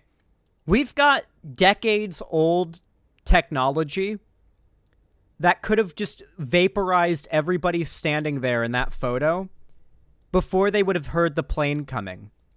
The sonic boom would have come after they were all blown up. Can we bring up that picture of all the... Yeah. We've got, like, 30-year-old jets that are so quiet when they're coming, that, like, these guys would just all be blown up, and there would be no indication that the jet was coming until after it flew over, and by then everyone would be gone. That's 30-year-old tech that we have. That's not even talking about modern-day drone technology, okay? The U.S. military could wage war against God and win. Okay? It's not even a joke, all right? I kind of have to say, I somewhat respect the balls on these guys to say, after getting their sights repeatedly striked by the U.S. and Britain, their response is, we're gonna retaliate. There will be swift retaliation from us while standing in such a position that U.S. technology could just wipe them out in like 10 seconds. Oh, Zan, we bombed the shit out of God in the 60s? I guess that's where he went. Effective response on Saturday after the United States carried out another strike in Yemen overnight. It further heightens tensions after Washington vowed to protect shipping lanes from attacks by the Iran-aligned group. The U.S. Dog, you just did... That's like the most American thing ever, blowing up an American flag. You understand that what you just did is protected by the First Amendment, right? Like, flag burning or destroying the American flag is one of the most clear... Like, one of the most... I believe that burning or destroying the American flag, and I argue this with conservatives, is possibly the most American thing you can do.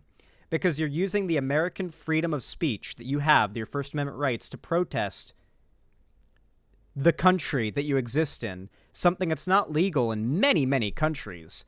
Like, there are a lot of places people live where you're just not allowed to do something like that. You're not allowed to burn your nation's flag. Like, it's against the law in many countries. We're very lucky to have that right. It's kind of what makes America so fucking awesome. Like, it's so important. They made it the First Amendment. They were like, we want people to see this as the first selling point for this country, is you can say whatever the fuck you want. You can even shit talk the country and the government. We won't come after you. Protect shipping lanes from attacks by the Iran-aligned group. Pro-American The US said its latest strike Houthis, hit damn. a radar site a day after dozens of American and British strikes. Oh, sorry, it wasn't a satellite site, it was a radar site. My bad. Whenever I said before that strike was on a satellite site, it was radar site. I don't know why, but I remembered the word, when I read the article before, I remembered the word radar as satellite for some reason. I don't know why my brain scrambled those up. My bad. Correction. Lefty misinfo corrected. On Houthi facilities in Yemen. A Houthi spokesperson told Reuters the strikes had no significant impact on the group's ability to prevent Israel-affiliated ships from passing through the Red Sea, though the Pentagon said the US-British strikes had, quote, good effects. Yeah, the Houthis are probably going to claim that, like, this has had no effect on them, these strikes. It absolutely has. As far as... Oh, okay. Sorry, guys. I have to show you really quick because this video reminded me. This is called a CRAM, right? That's what these things are called? These, like, massive fucking mounted guns. This is a CRAM. Is that the name of it? It's something like that. Any military weapons buffs in chat know if I'm correct about the name of this thing? These are super cool. They're laser-guided, like, literally vaporize anything that's in the air that it shoots at in, like, 20 seconds guns. Yeah, these things are so fucking cool. The thing is... whenever there's a new conflict, as you all know, Twitter becomes awash with misinformation, as always. And I fucking love this. The other day I saw this video come up on my timeline claiming breaking Houthi anti-air capabilities seen destroying the first American F-15 of the war over Sana'a, Yemen. So you watch the video... And I recognized what was fishy about it instantly because of the lighting. It was very familiar to me. But tell me when you figure out what's fishy about this video. If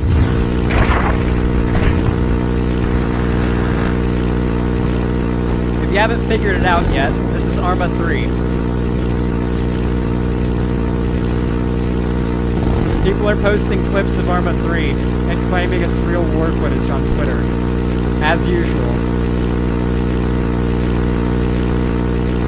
Arma 3 is admittedly a pretty damn good milsim.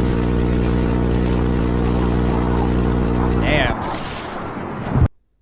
But yeah, that gun that's shooting there is, the one that's, like, shooting super, super fast, like a laser beam, is, it's one of these. It's one of these doing that in the Arma footage. That's why they used one of those guns for the footage. British strikes had, quote, good effects.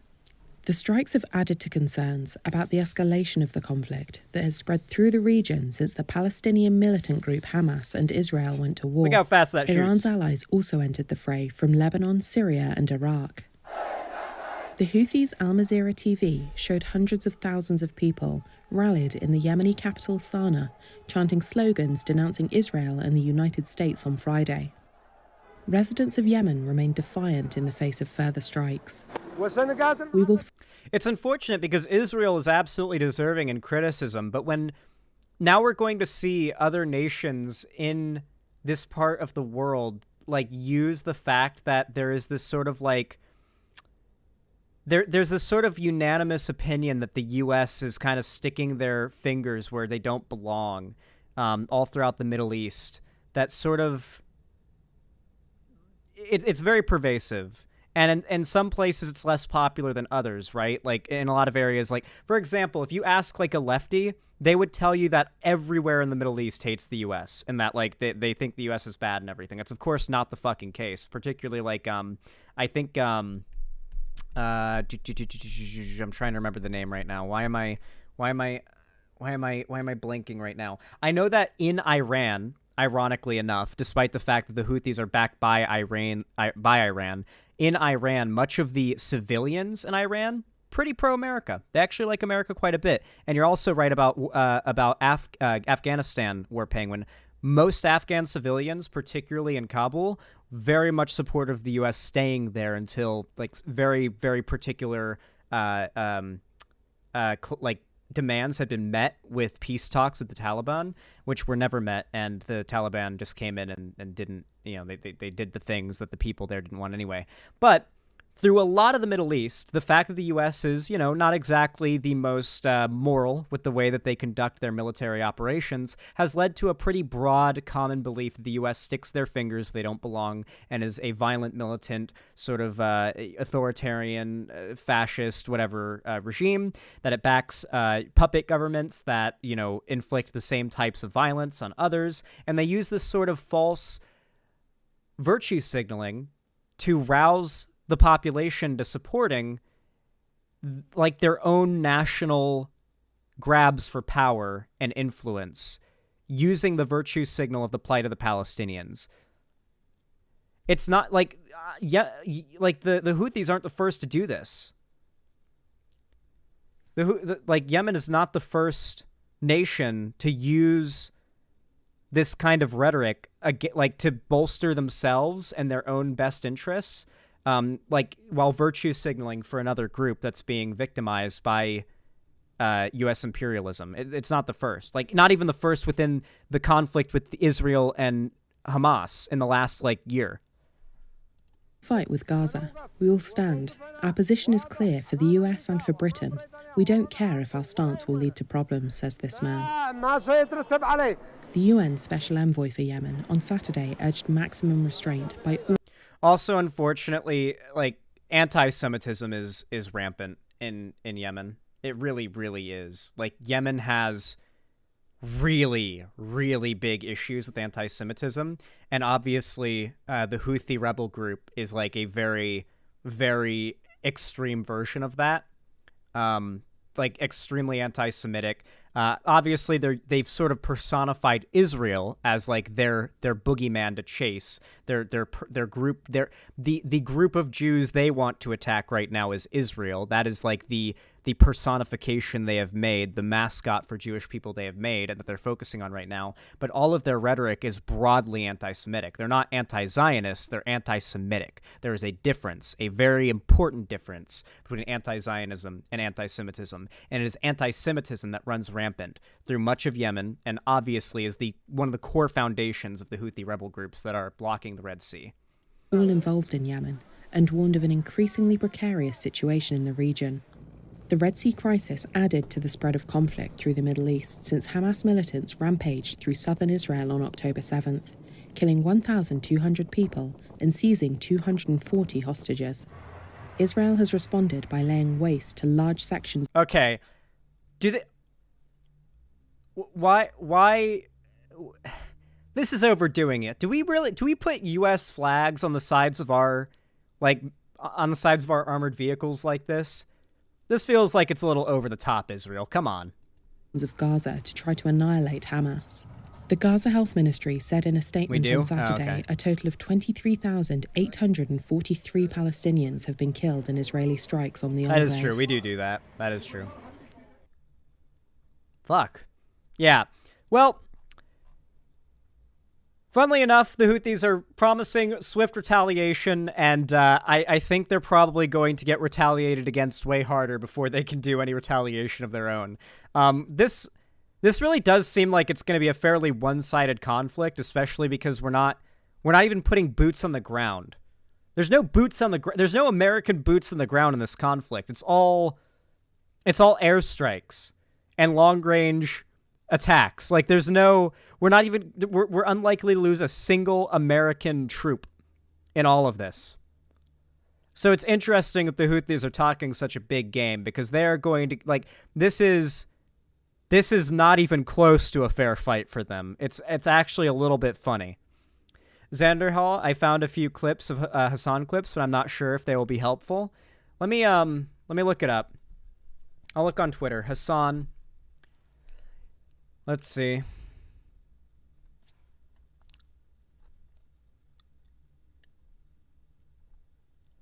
Jesus Christ, so many Hassan fan accounts posting like GIFs about how Hassan isn't live and they don't know what to do.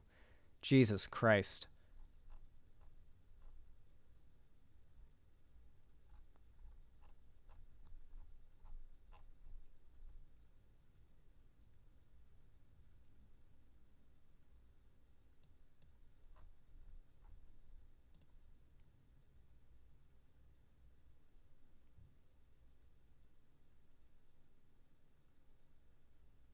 Okay, here's a good list of horrible things that Hassan has supported as far as foreign policy. Hassan supported the Chinese invasion and occupation of Tibet. I forgot about all that, as well as the potential invasion and occupation of Taiwan. I forgot about that too. He also supported the Russian invasion and annexation of Crimea and Ukraine. And yeah, he's also like very adjacent to supportive of Hamas as well. Yeah, Hassan just fucking sucks. Hassan just sort of blows, dude. I found a few Hassan... Okay, here they... I've not watched any of these, but this is what I was able to find. The longest one is 23 minutes. Hassan a month ago. Hassan yesterday. We'll watch the yesterday one, because that's probably going to be the most... The U.S. may be aiding war crimes in Yemen. Hassan reacts to Vox. Jesus Christ. Perspective shifted, and now you think anybody that criticizes American foreign policy is just simply saying America bad with nothing else to back it up with. Hey Hassan, what did you have to back up that JDAM comment? I'm curious, because like Hassan's whole issue when it comes to this is that Hassan does not back up any of the claims he makes about foreign policy. He claims this or that is a war crime, this or that group is doing war crimes, this or that group is evil or in the wrong, or that this group bombed that group. No evidence to back it up. He just speculates live on air. ends up dying on the hill of defending a speculation that ends up being dead fucking wrong because he never has any evidence for it. Because no matter what, he always has to argue that America bad. And if the evidence doesn't line up to say America is bad, and that if there's any gray area there, he has to fill in the gaps. Hassan is a victim of severe audience capture, I think. Do you guys know what audience capture is? I talk about it a fair amount, but I haven't really defined it. It's when a content creator or public figure becomes really reliant on an audience, right? Like, for example, I financially rely on you guys liking me to some extent, right? Like, if you guys didn't like me, you would unsub, you wouldn't support me, and I wouldn't be able to do YouTube for a living. Which means, to an extent, I have some level of motivation to avoid saying or doing things, regardless of how authentically I may feel about them, that could push you guys away. That is some level of audience capture, right? Like, the idea that, like, your audience does kind of determine what you're willing or able to say or do. And I feel like I avoid it quite well. I literally mass ban and purge people from my community all the time. I don't feel like I succumb to audience capture. I get a lot of shit from my own fans for having based-ass takes, and I just ban them when they get angry, you know? Hassan, on the other hand, well, he does have a tendency to ban people, don't get me wrong. He knows that the most dedicated part of his fan base are the tankies. I don't know if Hassan is truly, fundamentally, as, like, radically anti-American and tanky as he claims to be or makes himself out to be publicly. What I do know is his audience is very militantly tanky-leaning, and if Hassan went against his audience at this point, it would be the end for him. And I think he knows that. I think Hassan knows that at this point, his audience expects him to have these takes, and if he doesn't, it's going to be a problem for him. I'm not making excuses for him. I'm just explaining why I think somebody who I don't think is stupid. I think Hassan's a bit, like, dumb, but I don't think he's stupid. How someone who I don't think is stupid or really evil can arrive to these positions time and time again. I had to pick up my Ritalin. Prescribers can't write their own prescriptions and can treat themselves. Can't treat themselves? Oh, I'm sorry to Lancer. Anyway. Let's check it out. I'm curious about what bad takes Hassan has here. Who became... This isn't meant to be like an anti-Hassan video. I'm just curious to see what, like, the general left-wing dumb fuck perspective is on this issue. less intellectually curious. Whoa! Here is a Vox video about how the U.S. may be aiding war crimes in Yemen. Maybe. One of the Middle East's bloodiest conflicts is also one of its most overlooked. It's not Syria or Iraq. It's in a different place entirely. Yemen. I can't go to Yemen. I'm an The analyst. civil war there has killed more than 10,000 people and triggered a massive humanitarian crisis. But press coverage has been minimal, overshadowed by the fight against ISIS in Syria and in Iraq. In Yemen, one side has Houthi rebels, backed by Iran. This is from 2016, by the way. The U.S. is helping Saudi Arabia bomb Yemen, and it's a disaster. Is this a Johnny Harris video? I mean, he was, back then, he was there. Is there TOS in this? On the other, you have the former Yemeni I gotta government pee. of Abdurabu Mansour al-Hadi, backed by a coalition of 10 countries, led by neighboring Saudi Arabia, who is ultimately also backed by the U.S. Okay, dude. Okay. All right. Yep. All right. Yep. That's the lefty perspective on this. There you go. There it is, dude. That's the lefty perspective on this issue. There it is. Fucking hell, dude. Like, just click random Hassan video about the issue. Puts on video. This is a segment. This is a actual... Could you imagine if I did a segment where I just put a video on where I'm supposed to be reacting to it and just got up and took a shit for like 10 minutes, came back, asked what I miss, watched the last 5 minutes, and uploaded that on YouTube, and people fucking watch... How many views does this have? How many views does this have? 28,000 views in a day. Absolutely pitiful, dude. I didn't mean to turn this into a Hassan hate segment, but, I mean, come on, dude. That's beyond parody. Yeah, the lefty perspective is look at my chair. I hope you guys enjoyed that segment. I feel like that came out way better than expected with that Hassan getting up and leaving his chair bit. I wasn't expecting him to just straight up do that in the clip I got sent. Thank you, Heavy Griddle. It's funny when you get mad at Hassan. I'm glad you guys enjoy it. I really do not like him. I really don't like Hassan. I am personally not a fan. Did you talk about the Mississippi law yet? Yes, I did. I already talked about it. You gotta rewind. Hassan is such a piece of shit, so keep doing it. Yeah. Yeah. Yeah. I just...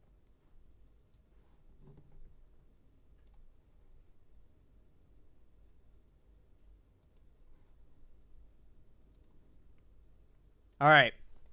Guys, I just want to remind you all, if you're enjoying the stream so far, I would really, really appreciate it. I really would appreciate it if you would donate, subscribe, or gift a sub on my website, or support me through YouTube, Twitch, Streamlabs, or Stream Elements. But if you can't afford it, or you don't have the money for it, or you don't want to, you can always just, you know, drop a like on the stream. It really helps a lot. Those thumbs up really go a long way. And you can also sub and ring the bell icon too if you haven't already. It really does help the channel out a lot. So yeah, do those things or I will find you.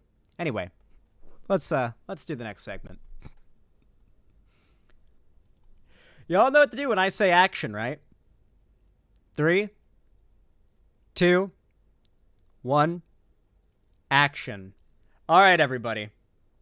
Recently, our boy Joe did a big speech.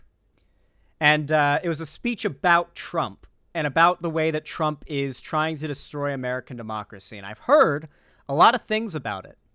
I've heard some people really liked it. I heard some people didn't like it. Apparently Vosh didn't like it, but I've spoken to a few of my friends who are a little bit more like liberal leaning who really did like it. And I'm genuinely curious because I've heard groups of people that I think are generally pretty, you know, well-reasoned tell me their opinions are like opposite here. So I'm really curious. I haven't seen the full speech myself. I've seen some clips, and I actually thought the clips of the speech I saw were pretty solid. But I haven't seen this whole speech, like, in full. I've got it here up from C-SPAN. We're obviously a few days late to this one, but I don't think that's a big deal. I imagine some of you haven't seen it either. So for those of you guys who haven't gotten this gap in your knowledge filled in, you can now with my video. So here it is. President Biden on Donald Trump. You can't be pro-insurrectionist and pro-America. As you can imagine, with the election year coming, well, being here, we are in the election year. The election season is what's coming. You can imagine that Biden's going to be focusing a lot more on his rhetoric around his soon-to-be opponent, Trump. Even though he won against Trump once, doesn't guarantee a win against Trump a second time. He's got to lock that shit in and heavily hammering in on how Trump tried to destroy our democracy in response to losing the last election is a pretty good winning strategy, but it can't be the only strategy. It's not good enough on its own.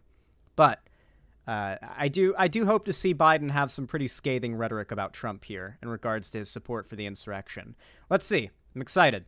Just visit the grounds of Valley Forge. I've been there a number of times from the time I was a Boy Scout years ago. You know, it's the very site that I think every American should visit. Because it tells the story of the pain and the suffering and the true patriotism it took to make America. Today we gather in a new year, some 246 years later, just one day before January 6th. A date forever shared in our memory because it was on that day that we nearly lost America. Lost it all. Today, we're here to answer the most important of questions. Is democracy still America's sacred cause?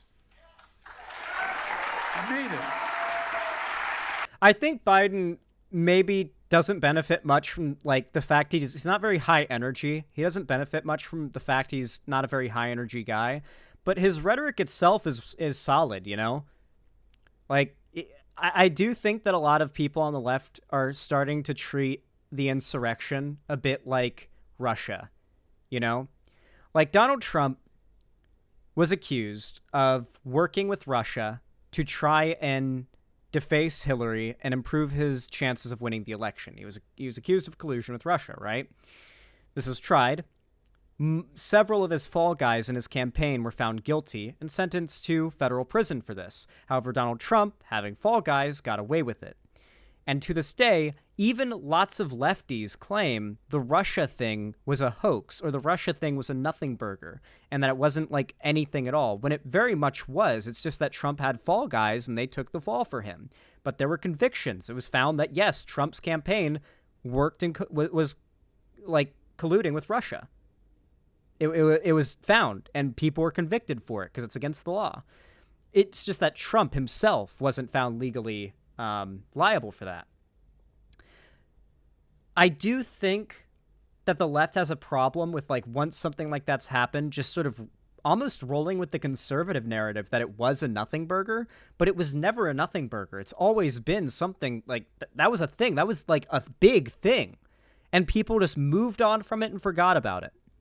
And I'm really worried the same thing is going to happen with like January 6th if Donald Trump doesn't face legal consequences, that even the left is going to move on from it and forget about it and like not talk about it anymore, when it is not the kind of thing that should be forgotten about or let go by any means.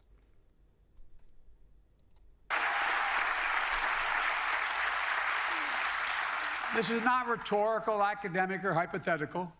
Whether democracy is still America's sacred cause is the most urgent question of our time. And it's what the 2024 election is all about. The choice is clear.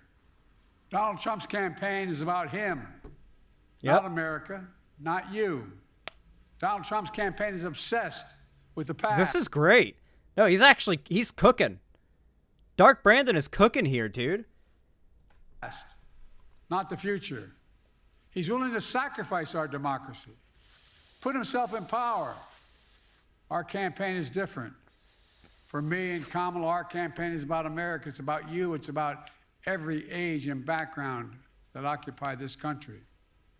It's about the future we're going to continue to build together. And our campaign is about preserving and strengthening our American democracy. 3 years ago tomorrow, we saw with our own eyes the violent mob stormed the United States Capitol. It was almost in disbelief as you first turned on the television. For the first time in our history, insurrectionists had come to stop the peaceful transfer of power in America. For the first time in American history, a Confederate flag flew at the U.S. Capitol.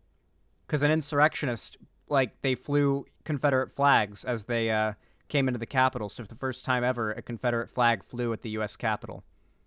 First time.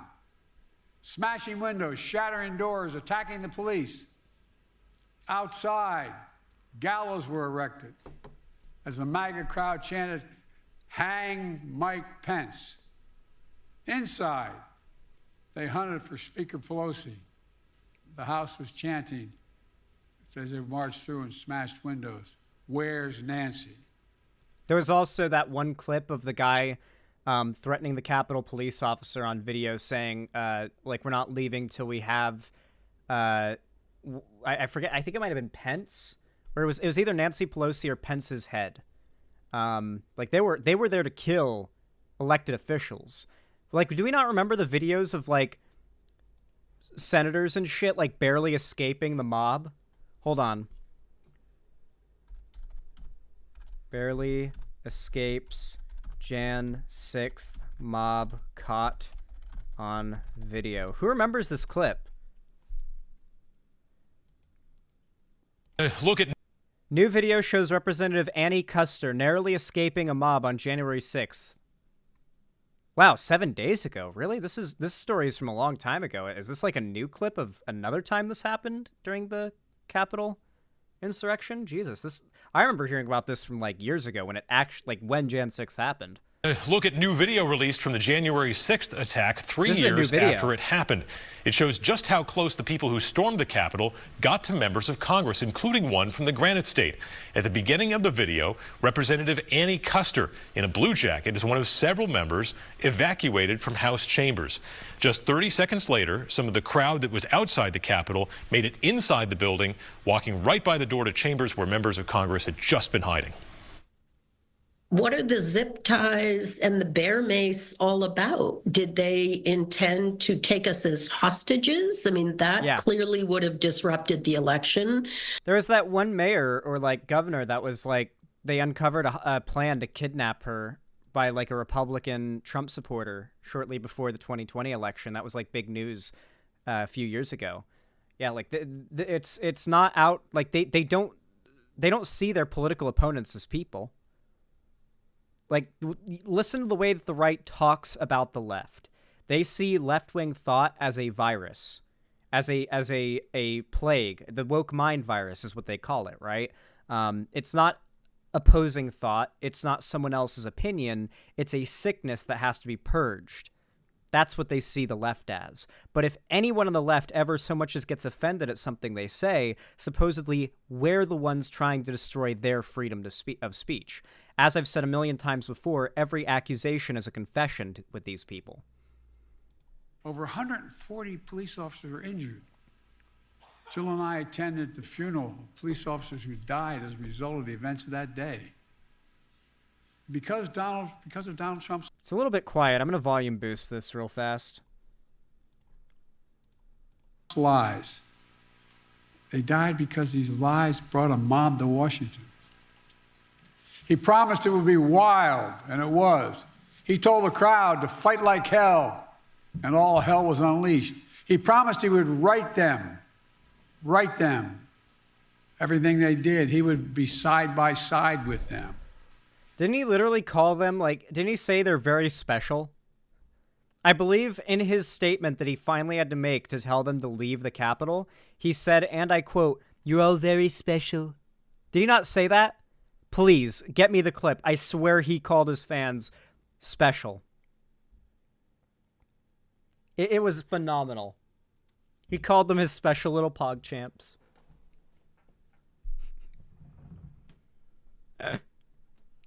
I need that clip. It's so good. It's so goddamn good. Then, as usual, he left the dirty work to others. He retreated to the White House. As America was attacked from within, Donald Trump watched on TV in a private small dining room off the Oval Office. Off my Oval Office? The entire nation watched. No, he should have said my. He should have leaned into it. He should have said my Oval Office. He should have fucking... He should have said my Oval Office now and my Oval Office for the next 4 years. You should bring that Trump confidence of I'm gonna win to the stage. It's okay to be confident you're gonna win, as long as you don't, like, if you lose, then claim you won and the election was stolen, right? In horror. The whole world watched in disbelief. And Trump did nothing. Members of his staff, members of his family, Republican leaders who were under attack at that very moment, pled with him. Act. Call off the mob. Imagine had he gone out and said, stop. And still, Trump did nothing. It was among the worst derelictions of duty by a president in American history. True. An attempt to overturn a free and fair election by force and violence. A record 81 million people voted for my candidacy and to end his presidency. Trump lost the popular vote by 7 million. Trump's claims about the 2020 election never could stand up in court. Trump lost 60 court cases. Yeah, not only that. Not only did Trump and his constituents who tried to challenge the electoral results across the country lose 60-plus court cases, but several of these court cases found out that actually some ballots had gone uncounted. And they were ballots for Biden. Biden's count in the end, after the challenges that some of these states faced in court, ended up being higher. Biden won by more votes in the end because of these challenges. Yeah. No, like, there was literally a span of time for like 2 years where every Trump constituent was just trying to fight the results of the election in court, and they lost every time. I made a lot of content about it back then. Can't believe people got mad at CNN for having Trump on to try to remind people how scary it is if he gets power. Well, CNN has really gone down the shitter, to be fair, so I wouldn't be surprised if the way they did it was distasteful and worthy of criticism.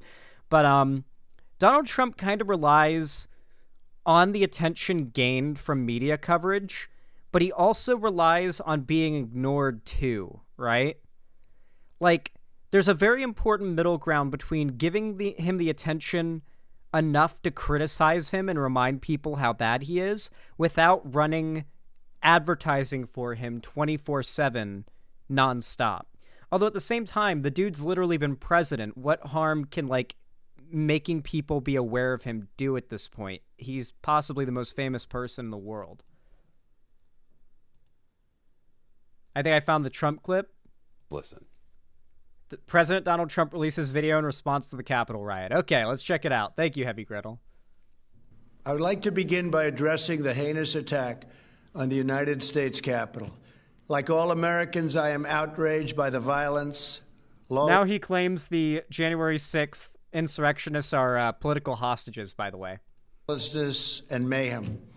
I immediately deployed the National Guard and federal law enforcement to secure the building and expel the intruders. America is and must always be a nation of law and order. The demonstrators who infiltrated the Capitol have defiled the seat of American democracy. To those who engaged in the acts of violence and destruction, you do not represent our country. And to those who broke the law, you will pay. We have just been through an intense election. For those that broke the law, you will pay. They're political hostages. They're political hostages. The Democrats are after them.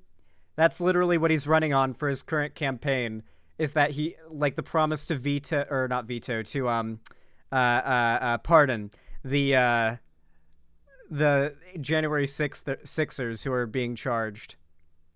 Oh, okay. This is your very special clip here. Good, Chase. Yeah. When you're ready, sir. Yep. You'll be right behind me.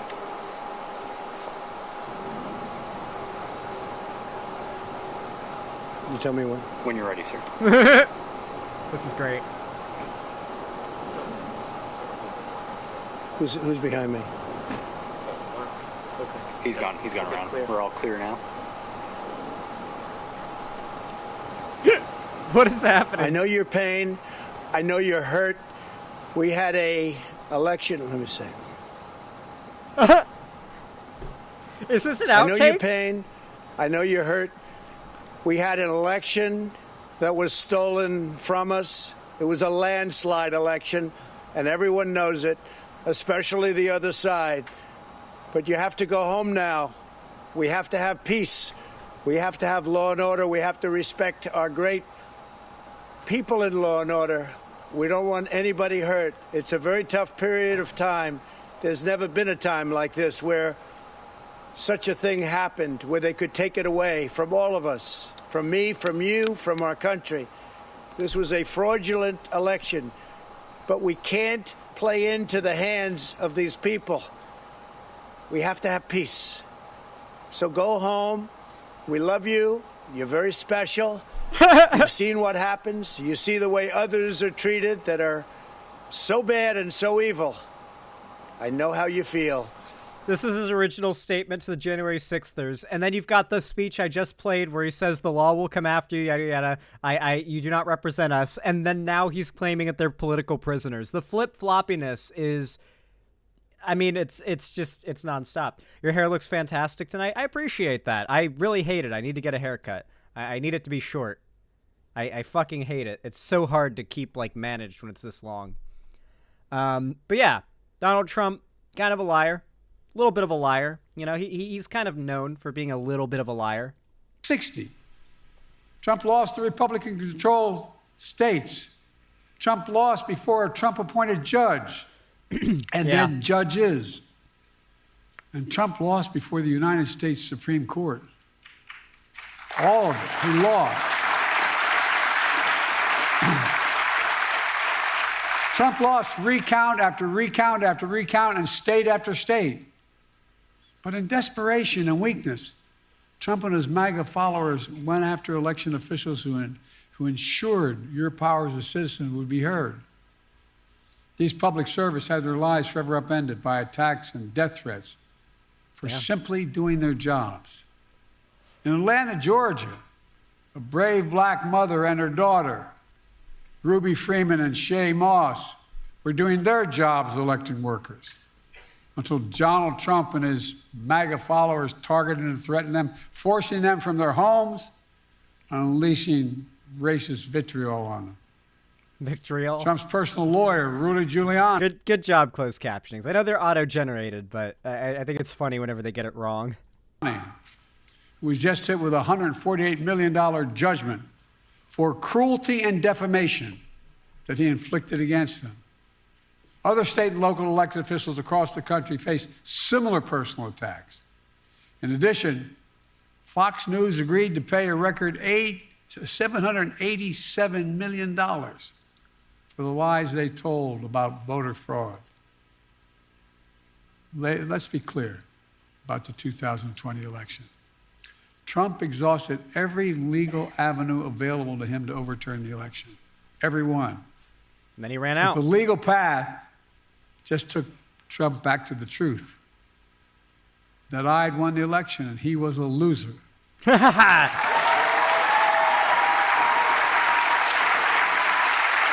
Well, for those that don't know, Donald Trump, there's one word that Donald Trump considers like a slur against him. Like a word he cannot handle being called. He loves calling other people this word, and he refuses to be called this word. Loser. He can't stand it. It is his weak point. Biden calling him a loser there is such a good burn, because that is the worst thing for Trump to be called. He hates it more than anything. Nothing Biden could have called him there would burn him more than calling him a loser.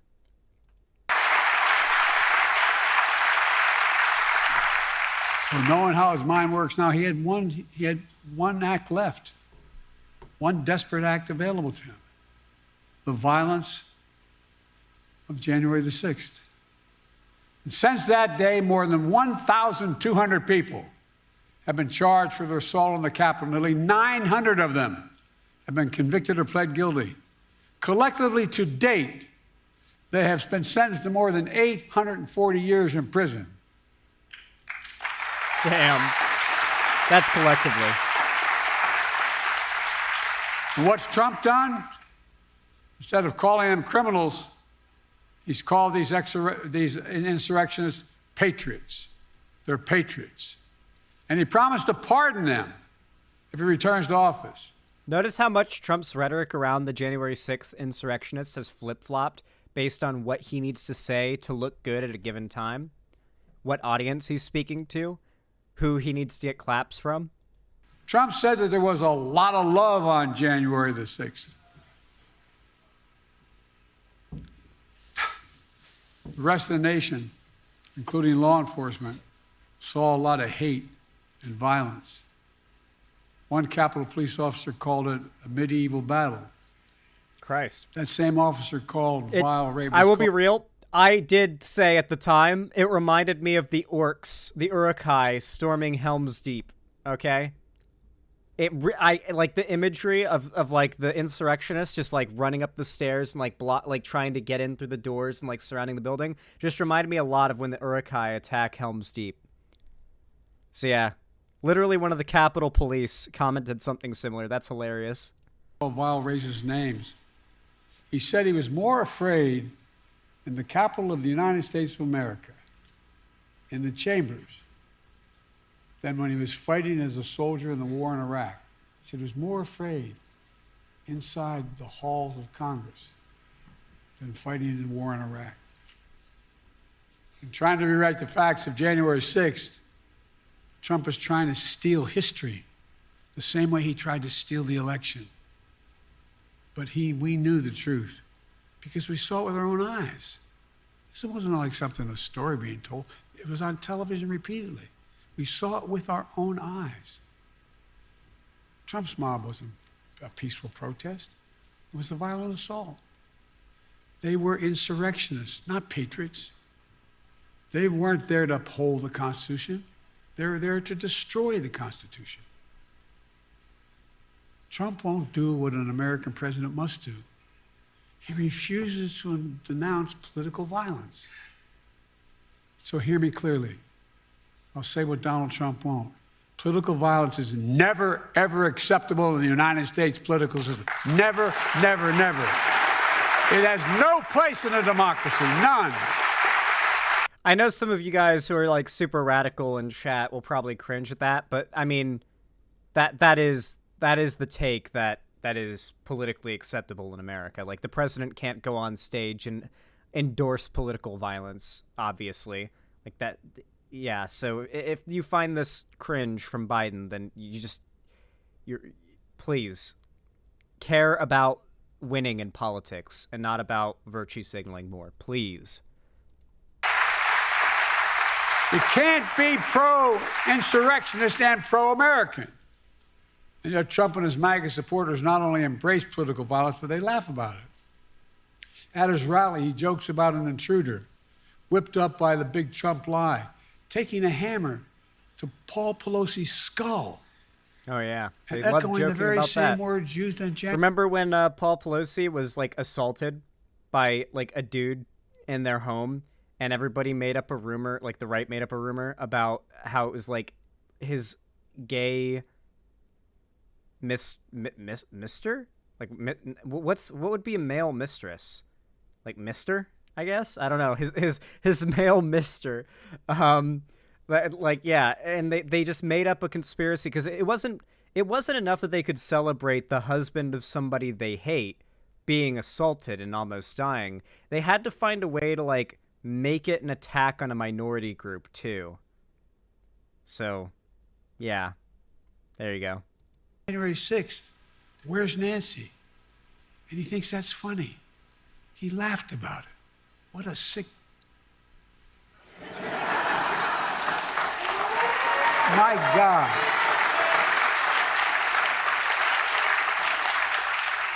I think it's despicable, seriously. Not just for a president, for any person to say that. But to say it to the whole world listening. When I was overseas, anyway. I love how he says, ooh, Vosh live stream. Don't go watch him. Watch me instead. I love how he ends it with, like, anyway. He doesn't even go on with the when I was overseas thing. He just says, anyway. I want to hear what that story was going to be. Was he about to, like, tell a story about that time that he gutted a man or something? What was he about to talk about? What the fuck? Was he about to tell a war story? I would hear a Biden war. I assume Biden served in the military, right? At some point, most presidents have, not Trump, but like most have. Has Biden ever served? What did he mean by when he was overseas? Was it just like on a trip, or was he ever in the military? What was he? Biden military service.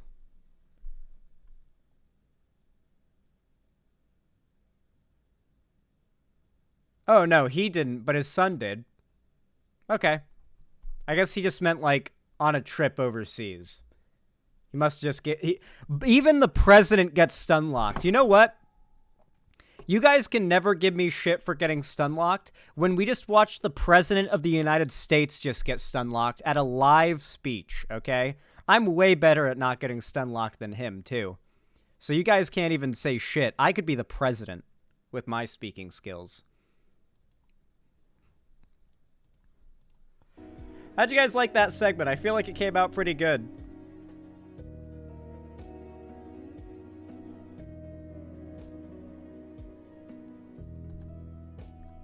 Did you like?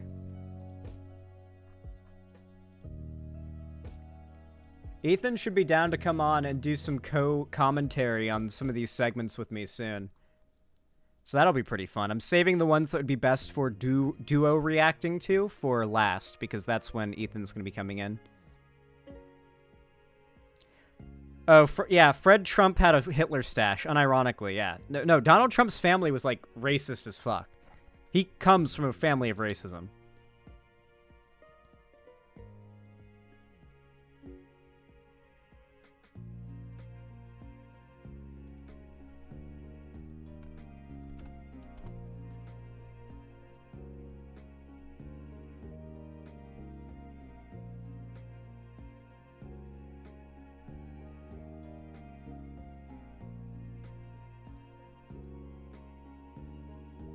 All right.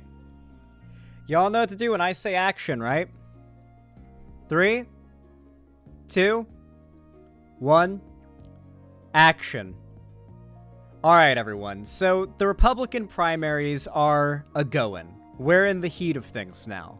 And Nikki Haley is someone who's just kind of come out of nowhere as far as the mainstream political space. Now, she was already a governor before all of this, but if you weren't from South Carolina, you probably didn't know who she was, right? But now she is a hopeful to become president. She wants to try and get that nice chair in the Oval Office. And there's no way she will be, of course. The Republican primaries are a fight for second place, or at best, a fight for the vice presidency. And honestly, the way things are going, I'm starting to think that Nikki Haley could potentially end up being a fairly popular pick for Trump's VP. And I feel like that might be what she's gunning for at this point, because we all know that this primary is just a fight for second place, but that second place position could be a vice presidential position if they play their cards right. So I feel like it's worth talking about Nikki Haley more, because she could become a lot more politically relevant in, later this year. Former South Carolina governor and presidential hopeful Nikki Haley was responsible for bringing down the Confederate flag in her state, but failed to identify slavery as the cause of the Civil War. So I've talked about this a lot, but I grew up in the South, okay? I grew up in Florida, and many people say that's not even the real South, like the really picky people, but I assure you, if you've been to Florida and it hasn't just been Tampa, Miami, or Orlando, and you've actually left the city, you'd agree that Florida is the fucking South, okay? Like, dog, it is.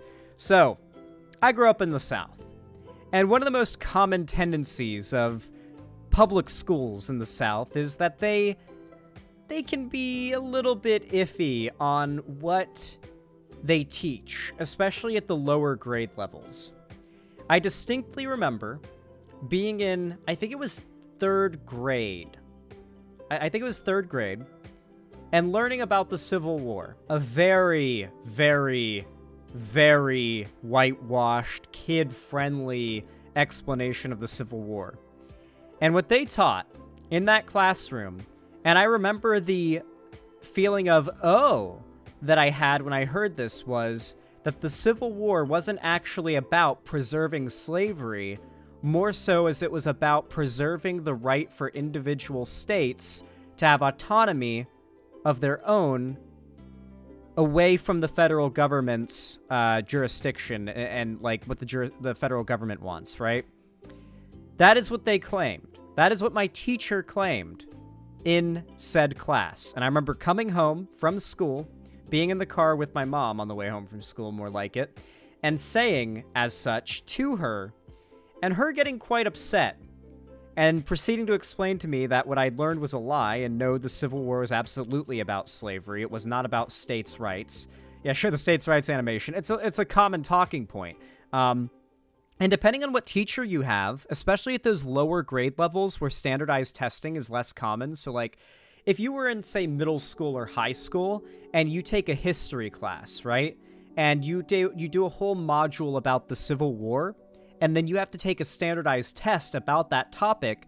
If you are taught the wrong thing on the topic, then chances are you're going to score wrong answers on that, and, something's going to come up. Like, okay, so clearly this teacher is telling the student something wrong when all of them answer, like, the wrong answer here, right? Like, it's going to raise suspicion.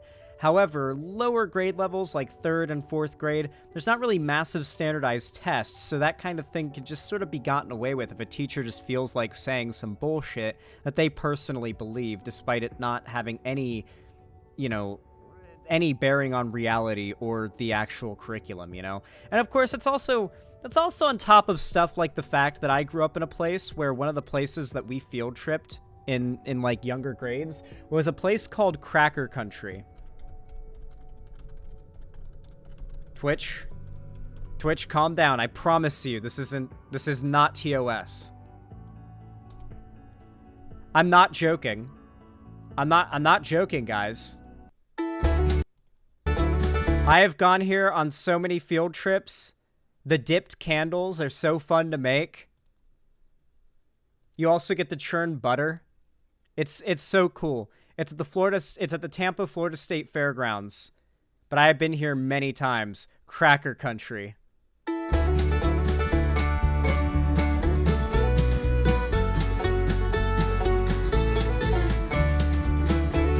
Yeah. You telling me Florida's not the South right now? Look at this shit and tell me Florida's not the South. Tell me I'm not from the South. Look at those big ass oaks with that Spanish moss hanging off them. That's the picture of Florida right there. Mossy ass trees everywhere. Yep, that's Florida. So we would go on field trips to places like this that basically glorified, like, obviously 1891 is post-Civil War, but like a lot of, like, okay, I literally lived blocks away from a Civil War reenactment place where they have trouble finding people to play the North. Everyone that's local that goes to the Civil War reenactment wants to play the South. So they have to, like, enforce a rule like that, like a certain amount of people have to play the North for the Civil War reenactments. You understand what I'm talking about here, okay? Like, to win the Southern vote, you have to do Confederate apologia in some way, shape, or form. You cannot say the Civil War was what it was without, like, losing a lot of the Southern vote. It's just, it is how it is. That's the juggle you have to do.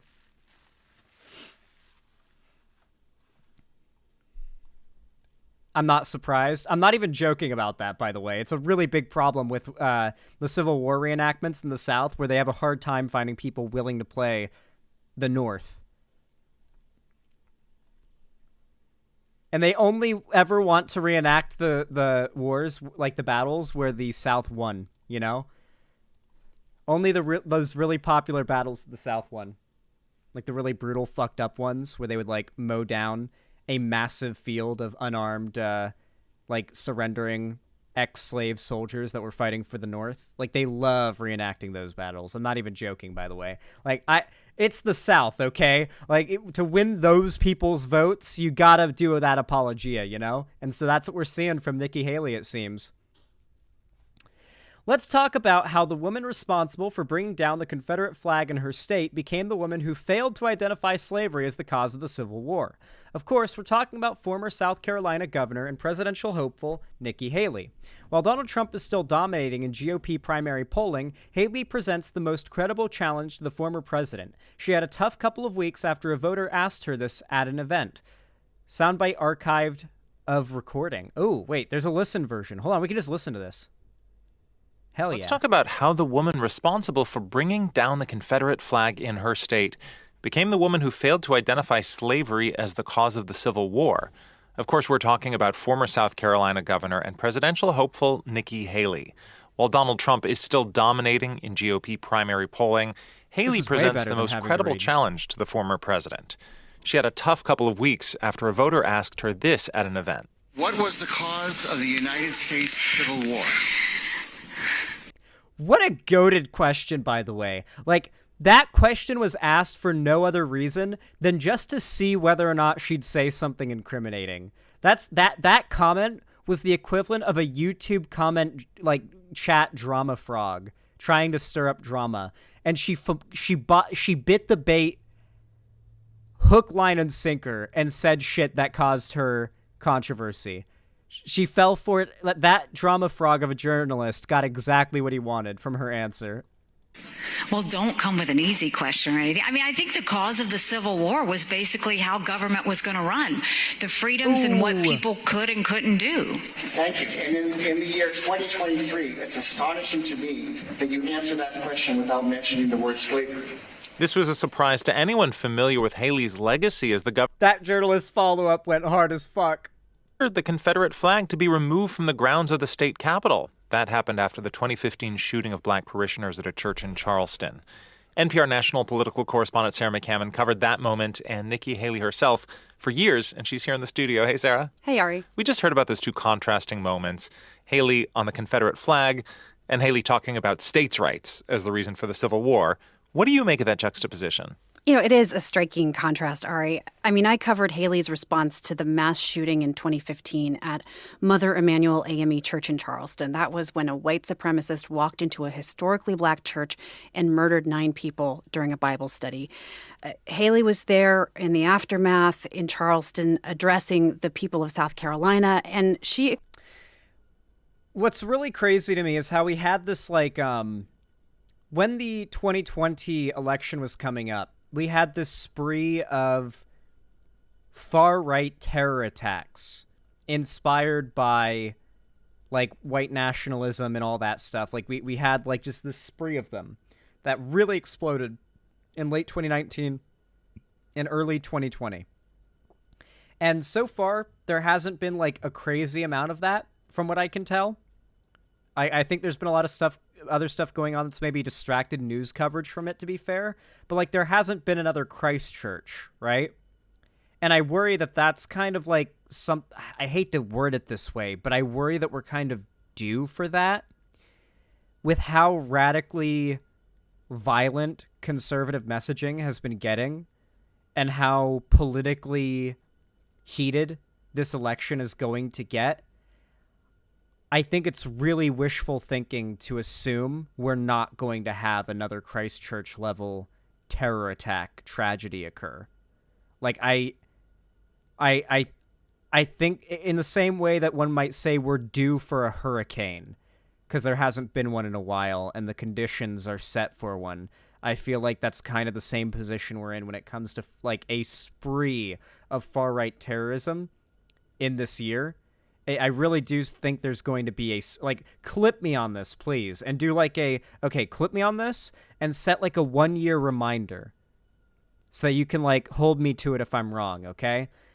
I think that in this year, 2024, we're going to see a spree of crazy-ass far-right tragedies, like terror tragedies. Sadly, not just that, Zan. We'll probably see at least a few dozen of those, even if we're lucky. Yeah. The FBI is going to have to be on its A game, or another Charlottesville. Well, that would count, right? Like a Charlottesville event would count as something like that, right? I feel like that's got to be on the horizon for this election. Like, Trump has gotten more radical with his rhetoric. Everything about what he's saying has gotten more crazy and anti-democratic. His supporters have gotten more dedicated and more radical. I just don't see it going any other way than that, you know? He expressed the collective grief that everyone was feeling. We woke up today, and the heart and soul of South Carolina was broken. And so we have some grieving too. And, you know, Ari, as you alluded to, it wasn't long afterward that she led the effort to remove the Confederate flag from South Carolina's State House grounds. Now, she threaded the needle pretty carefully on that. She noted that for many people in South Carolina, the flag stood for their heritage and their history. But she said for many others, it was a, quote, deeply offensive symbol of a brutally oppressive past. And she said that it was in the aftermath of that shooting, it was time to take the flag down. Here she is signing the bill ordering the flag's removal. Today, I'm very proud to say that it is a great day in South Carolina. So yeah, her remarks last month in which she seemed almost kind of murky about the causes of the Civil War, they did feel a little bit like whiplash. Well, what might have motivated? I don't really care about the NPR commentary because you're here to hear my commentary, not theirs. This is a very common conservative talking point and a very common Southerner talking point. The idea, the lost cause myth, the idea that the Civil War was about like sort of maintaining freedom for like the states having like autonomy even under the federal government. Like it's a massive myth. Obviously, that is an aspect of it. Whether or not states have the ability to individually decide slavery is legal is technically a argument about whether or not individual states should be allowed to do a thing if the federal government says no.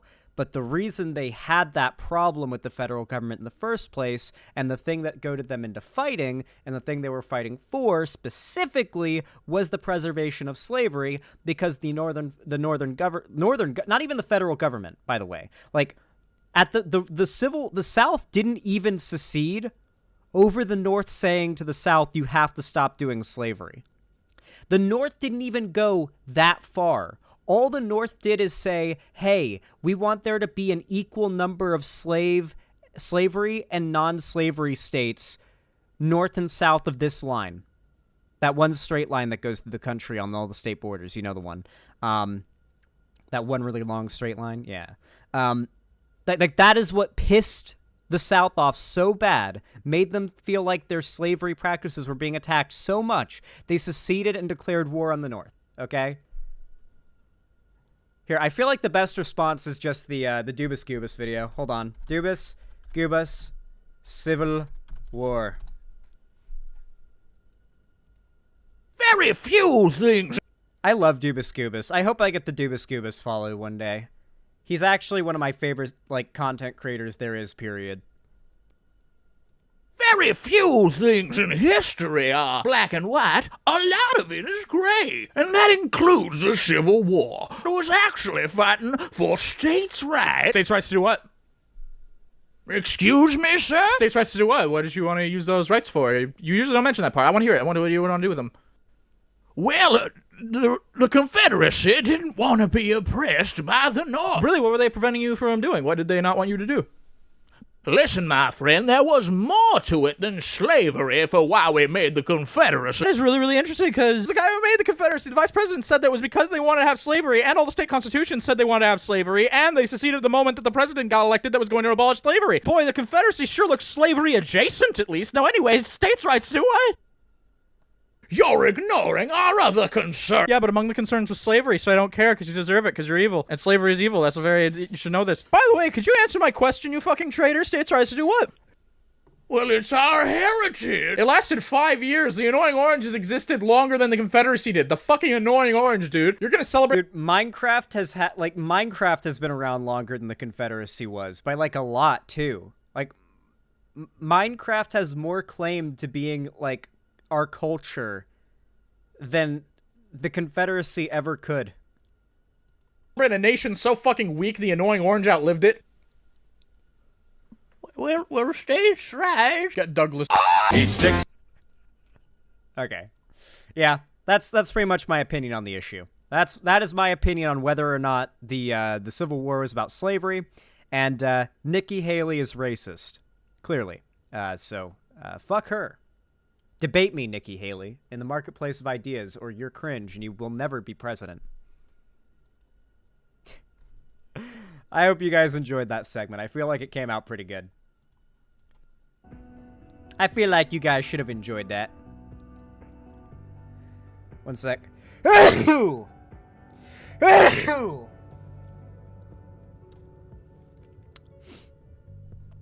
Nice. I feel great. Did someone say Minecraft? No, I did not say Minecraft.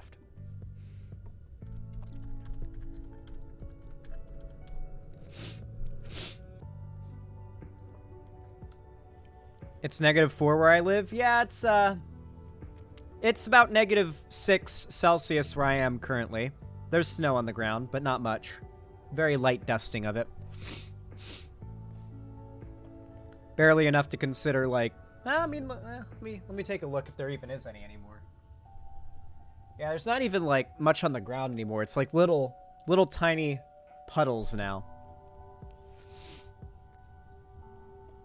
It's 30 over where I'm at. Yeah, where I am, it's like high 20s. Xander Hall, I am getting pecs. The bulk is working. Hell yeah. I'm proud of you.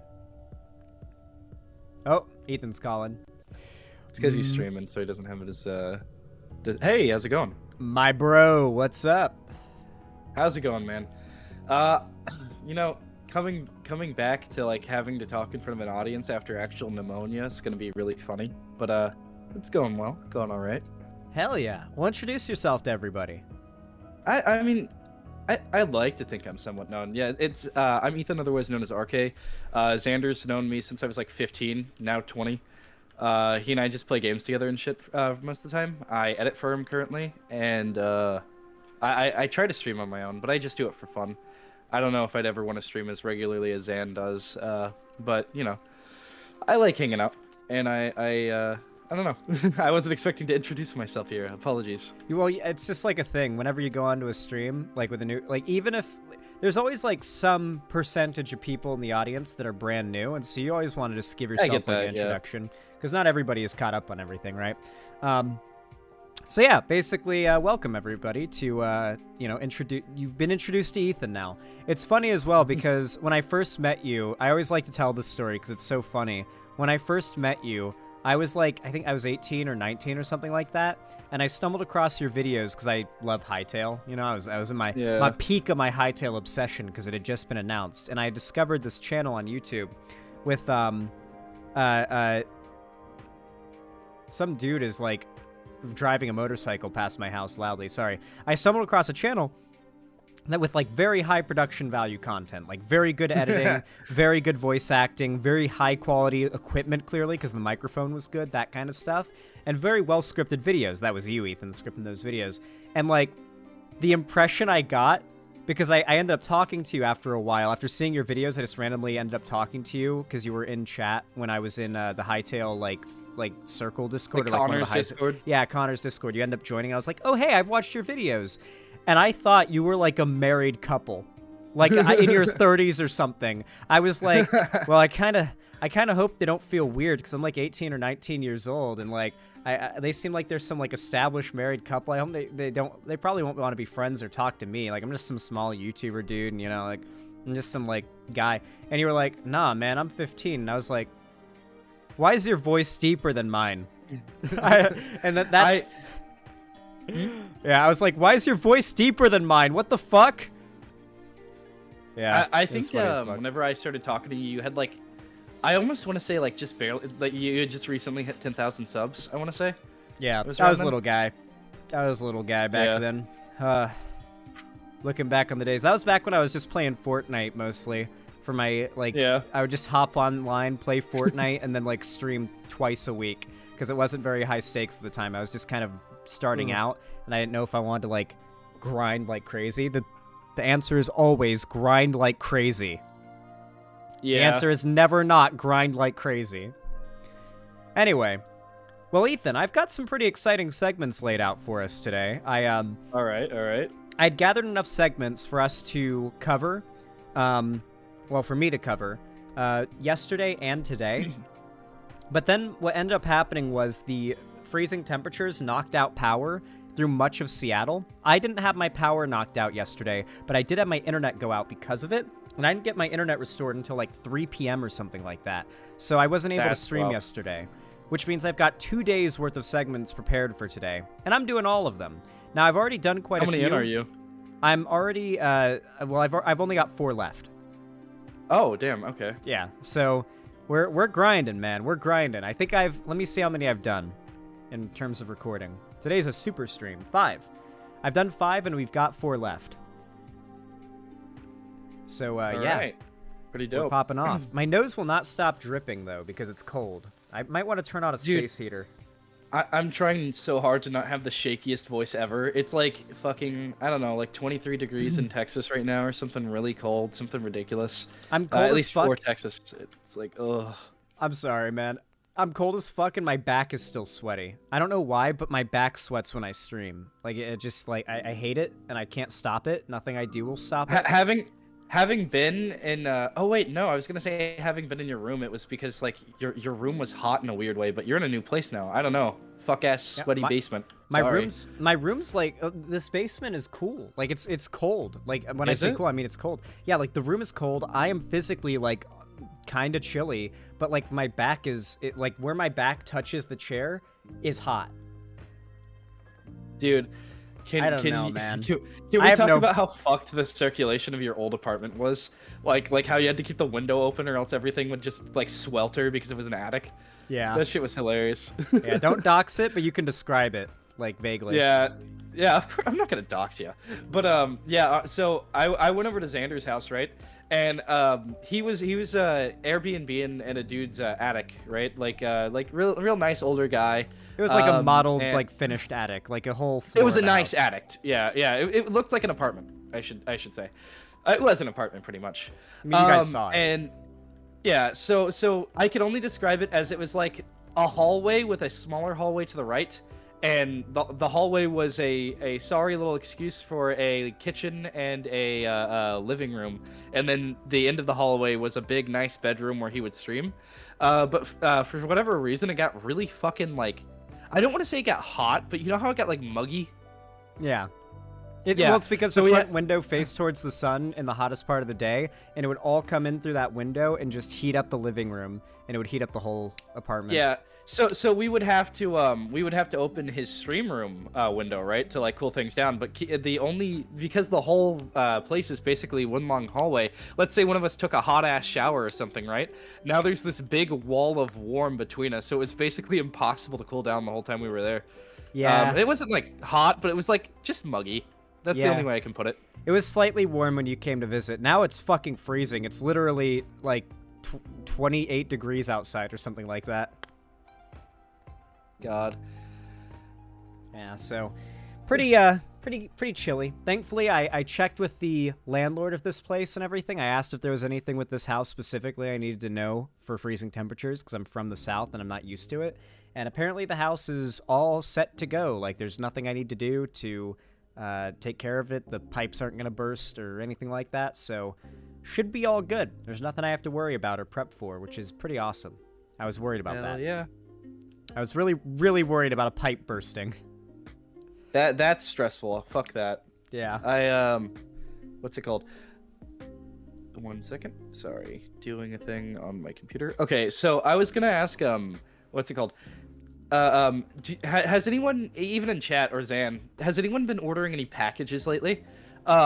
The entirety of our mailing system is fucked right now. Like everything's delayed, and then couple that with the fact that Monday's a federal holiday, so there's gonna be no mail anything happening. It's only gonna get more fucked. Yeah. MLK, yo. All right, so my friend, I have some segments Yes. prepared for us, and the first one I've got for you, I think you're gonna find very interesting. I'm gonna go ahead and All right. prep it, and what I'll do is I'll screen share to you so you can see what I'm covering, and like we can go commentate it. It'll be neat. So, Alrighty. I'll start the segment, and then I'll just like I'll get you into it. Don't worry. You'll just go with things. You'll figure it out as we go. All right. God, my nose is so stuffy today. All right. You all know what to do when I say action, right? 3, 2, 1, action. All right, everybody. I'm here with Ethan today, and me and him, for about 2 years now, I think, have kind of very carefully watched a game that had been in our sights and caught our attention for a few reasons, which I'll get into in a moment. And that game was called The Day Before. Would you like to give a little bit of an explanation, Ethan? So The Day Before, I think, is like the pinnacle of everything wrong with gaming, from devs to players. Everything around The Day Before was miserable. Okay, so now if I come to you and I say we're gonna be talking about a game that is the epitome of everything wrong with like online PC gaming, what type of game do you think it is? That's right, a zombie survival game. You fucking got it. So The Day Before, sorry, was meant to be a zombie survival game that was like an open world MMO type thing, where you'd have like a base location. Think like you have like a safe zone, right? But you go out into the world and you get like things you need, and you would fight other people. And it was advertised as really realistic and whatnot. Very high fidelity and polished. And it looked nice. Now, here's the thing. Everything they showed off didn't seem too out of the world, right? It was like, this is high fidelity, but it's like Unreal Engine shit. A lot of it's probably obviously going to be shit from the asset store, which isn't necessarily something bad on its own. And, you know, it's just a matter of do they manage to pull off the networking of all those players? Do they manage to pull off, like, making the zombies interesting, the looting system interesting? None of what we saw seemed like that big of a problem. It was just like, okay, this is like a open world. There's more to be seen. It looks nice, but like what's the substance to this, right? And so over time, we started getting a few videos, right? So we got a couple gameplay videos where they would show shit that seemed just kind of unfinished, right? And I was like, okay, you know, it's a little unfinished, but if they polish it, this could work out. but something seems off. The whole time, something seemed off. So the company behind the day before was a company known as, was it Mytona, or was that the parent company? Well, Fantastic was the developer, and then Mytona was the publisher. I'm going to speed this up a little bit because I'm kind of segueing this into something. I'm using this like an example to segue. So yeah, the day before was very, very exciting. You know, we were hyped about it, but it seemed a little off, right?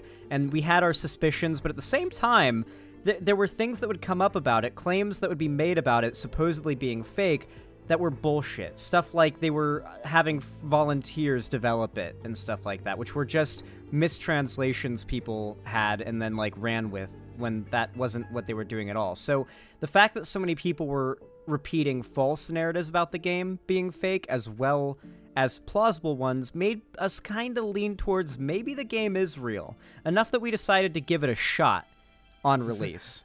A big mistake, of course. It was absolute garbage. It was complete dog shit. However, it was a fun experience to see the trash fire in person, I must say. However, everything about the day before, as Ethan said, an absolutely perfect example of everything wrong with the gaming industry. Absolutely everything. What if I told you, though, Ethan, that we have a new day before? A new day before, and the creator behind it is a Nazi. See, I thought this was going to be a segment about the day before. That's why I was giving my little ramble about like backstory. I didn't know we were getting a second expansion to this story. It's about a Nazi. I think I might know what you're talking about. What's it called? So, have you ever heard of a horror game called Super Normal? Super Normal? No, I've not. So, and it is everything that the day before is. Plagiarism, asset flipping, constant use of AI voice and AI art, other really fucked up shit. And the guy behind it is a really, really weird Nazi with a very storied past. What I have here for us to watch is a 13-minute YouTube video that literally breaks down this guy's history and the weird fucked up shit about his game. And I thought it'd be really cool for us to co-commentate it. What do you think? I mean, that sounds interesting enough to me. Screen share that shit. I'll throw it up on my end. Hell yeah. All right, I'm screen sharing it. Alrighty. What's it called? This Crystal Knocked Before? Christ. Okay. Let's check this video out. Really quick, though, I'm going to give credit to the YouTuber. His name is Bob Vids, and I'm going to go ahead and copy the link now for you guys to go check out the video and drop some support. I have not watched nearly all of it, but I did give the first couple minutes a watch after I was recommended to cover this, and I figured, you know what? This is some good stuff. I think I'm going to cover this. I think this is going to be a good video to cover. So yeah, let's check it out. Here we go. All right. Let's watch. I uncovered this dev's secret. Now he wants to sue me. The truth about Super Normal. Let's go. Let me know if you need me to pause, by the way, Ethan. Okay. Hey, before we get started, I just wanted to make it clear that I do not condone the harassment of any individuals that appear in this video. Don't do that, please. Cool. Thanks.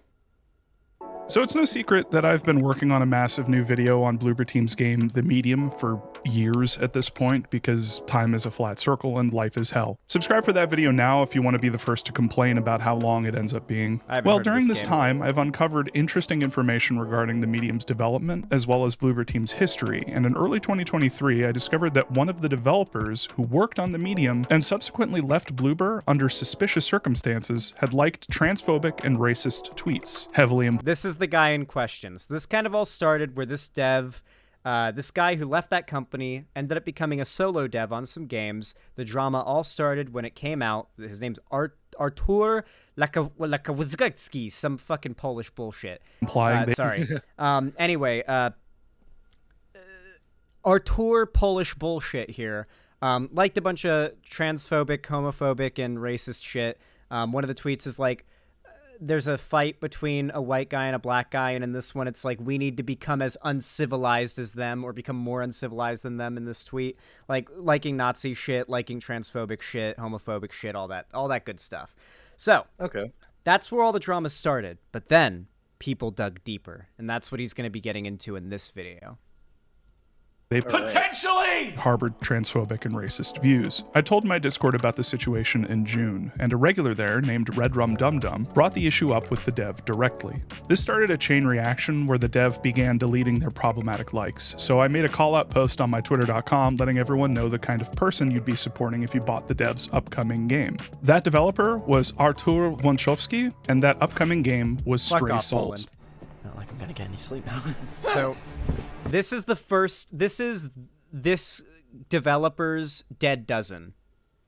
Or Prop Night. Not Prop Night, Dead Dozen, actually. This was his previous game that fell the fuck off and was god-awful. And it was Has he ever had hyped any, up. like, actual success with the game before? Like, has he ever had a good release? The hype for Super Normal is the most success he's had. And it hasn't come out yet, I don't think. We'll find out more in the video. But this was his, like, something you'll notice about this is it looks like the day before, doesn't it? Yeah.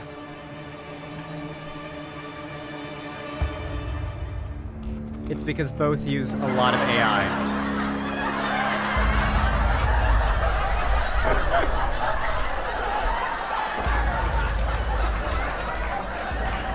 So yeah, it turns out one of the worst games of 2023 was made by an alleged racist transphobe. Shocking, I know. I'm sure the people on my call-out tweet who said they were going to buy the game specifically to support the devs alleged dogshit views had a fantastic time. And don't... I always love if you ever make a tweet that's like, hey, this popular person who's made a thing or makes videos or whatever, here's like evidence of them being a horrific, like awful bigoted person. You'll always get conservatives with some like bullshit like this saying based I'll grab a copy then, or based I'll sub to them then. Very common like common comments you'll get in your I love the replies. epic own of I can't wait to waste my money on a dog shit game like Hogwash Legacy.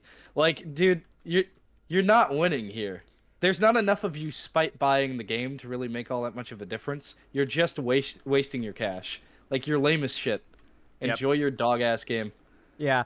Okay, Ethan, am I the only one getting the vibe that this person's a lolicon or a Shotacon? Okay. There's just something about the profile picture. I don't know. Hold on, let me see the profile picture. Hold on, let me get my Discord stream. I don't think so. I think that's just a little guy.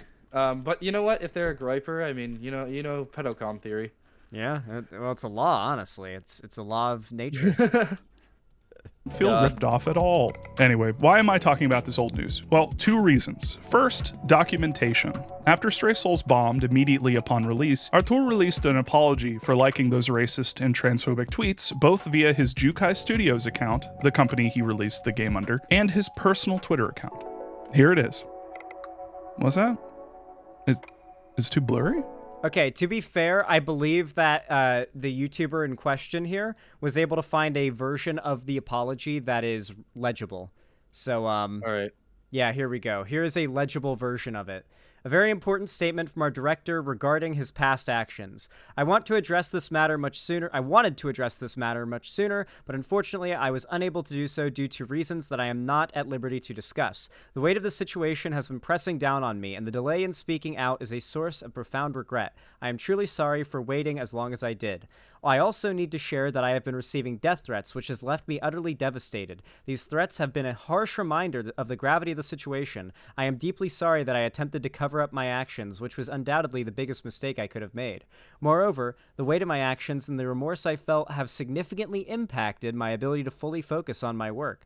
I have been consumed by regret and the understanding of the harm I caused. I sincerely wish this is generated by ChatGPT. I sincerely wish that I could have apologized sooner or just never liked these posts. If I could, I would reverse time and express my remorse at the earliest possible moment, even if it meant facing the consequences that I am now confronted with. Going back to it, I wish to address an important matter that has weighed heavily on my heart for some time. Some time ago, I liked a few offensive posts on social media. Perhaps a more immature version of myself found them humorous at the time. By the way, the likes were from like months before this post. Okay. Like, yeah, months before. So it's not like he is okay. Yeah.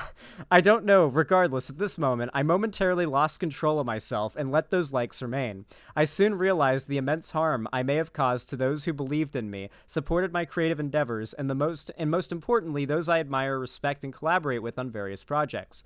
No words can absolve me from this irresponsible act. It's a mistake I made, and I must own that. The LGBTQIA community holds immense importance to me. The community symbolizes remarkable individuals who share a common trait, courage. Courage that I momentarily lacked to face up to my misstep. It took me some time to muster the strength and humility to accept my mistake. I want to make it unequivocally clear. I wholeheartedly support the rights, aspirations, and struggles of the LGBTQIA+ community and every marginalized group. The essence of equality and inherent freedoms of every individual, irrespective of their identity or beliefs, are paramount to me. There should never be divisions, especially not in the world of video games. Games should be a medium that unites, not divides, and that has always been my mission. For a period, I deviated from the path I had set for myself. Founding Jukai Studio was intended as a beacon for unity and collaboration. I deeply regret disappointing everyone I know and work with. I hope you too can find it within your hearts to forgive this transgression. Always remember, it's crucial we support and uplift one another. Divisions are barriers we must collectively overcome. Let's strive for harmony, love, and understanding. With so much turmoil in the world, there's no room for racism, homophobia, or any other form of aggression. From the very depths of my heart, I apologize. I hope I can restore the trust and goodwill in your hearts. My aspirations remain unchanged. As a dedicated creator, I aim to bring everyone together through my craft, championing the values of unity, respect, and love. Let's commit to a world where we all live in harmony. So this comes off as, I mean, it could be genuine. It's very verbose and even well-written, I would argue, if not by AI.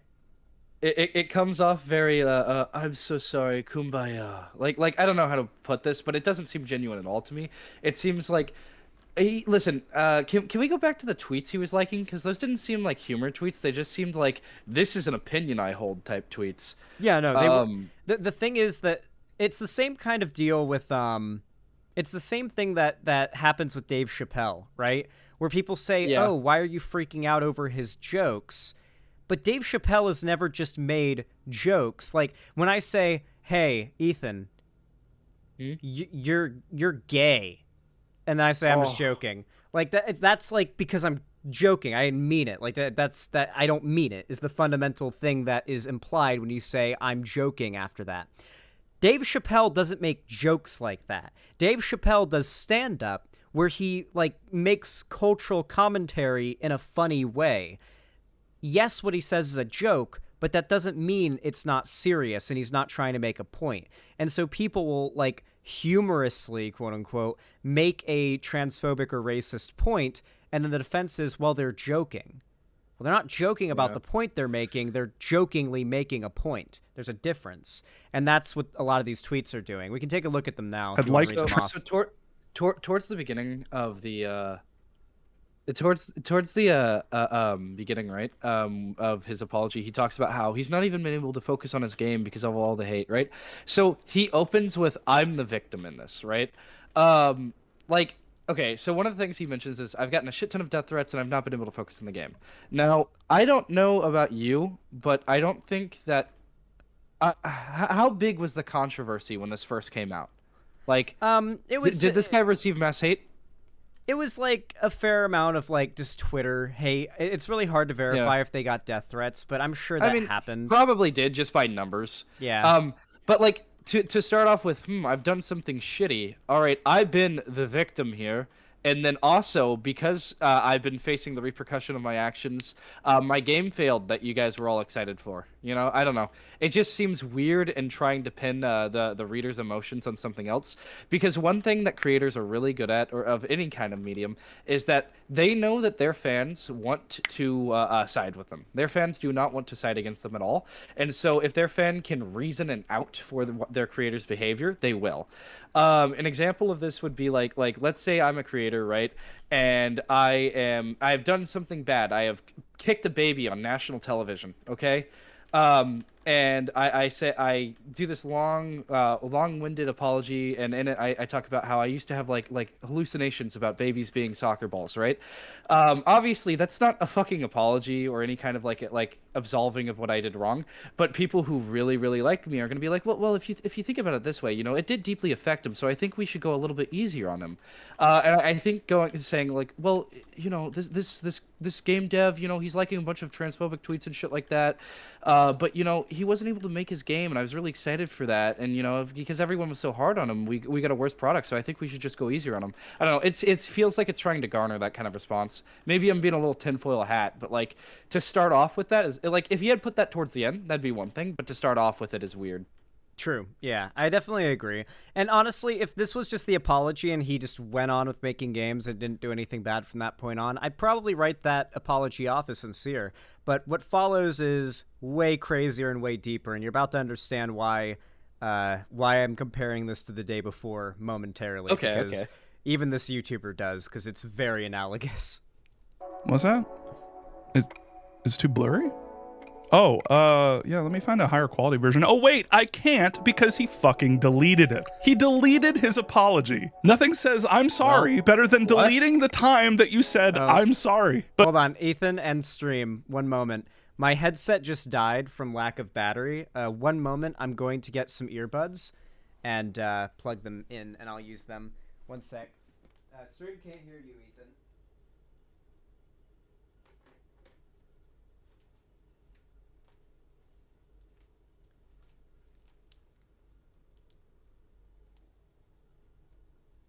Okay, this should work.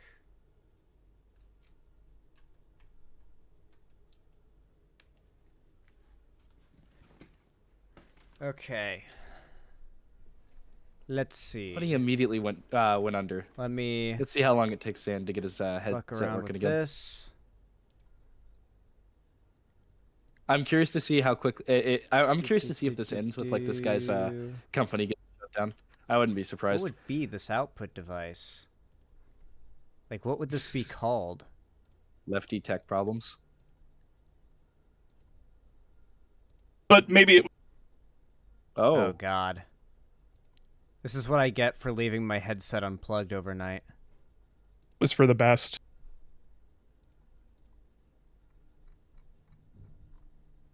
Let's hope this works. Christ. After all, Artur...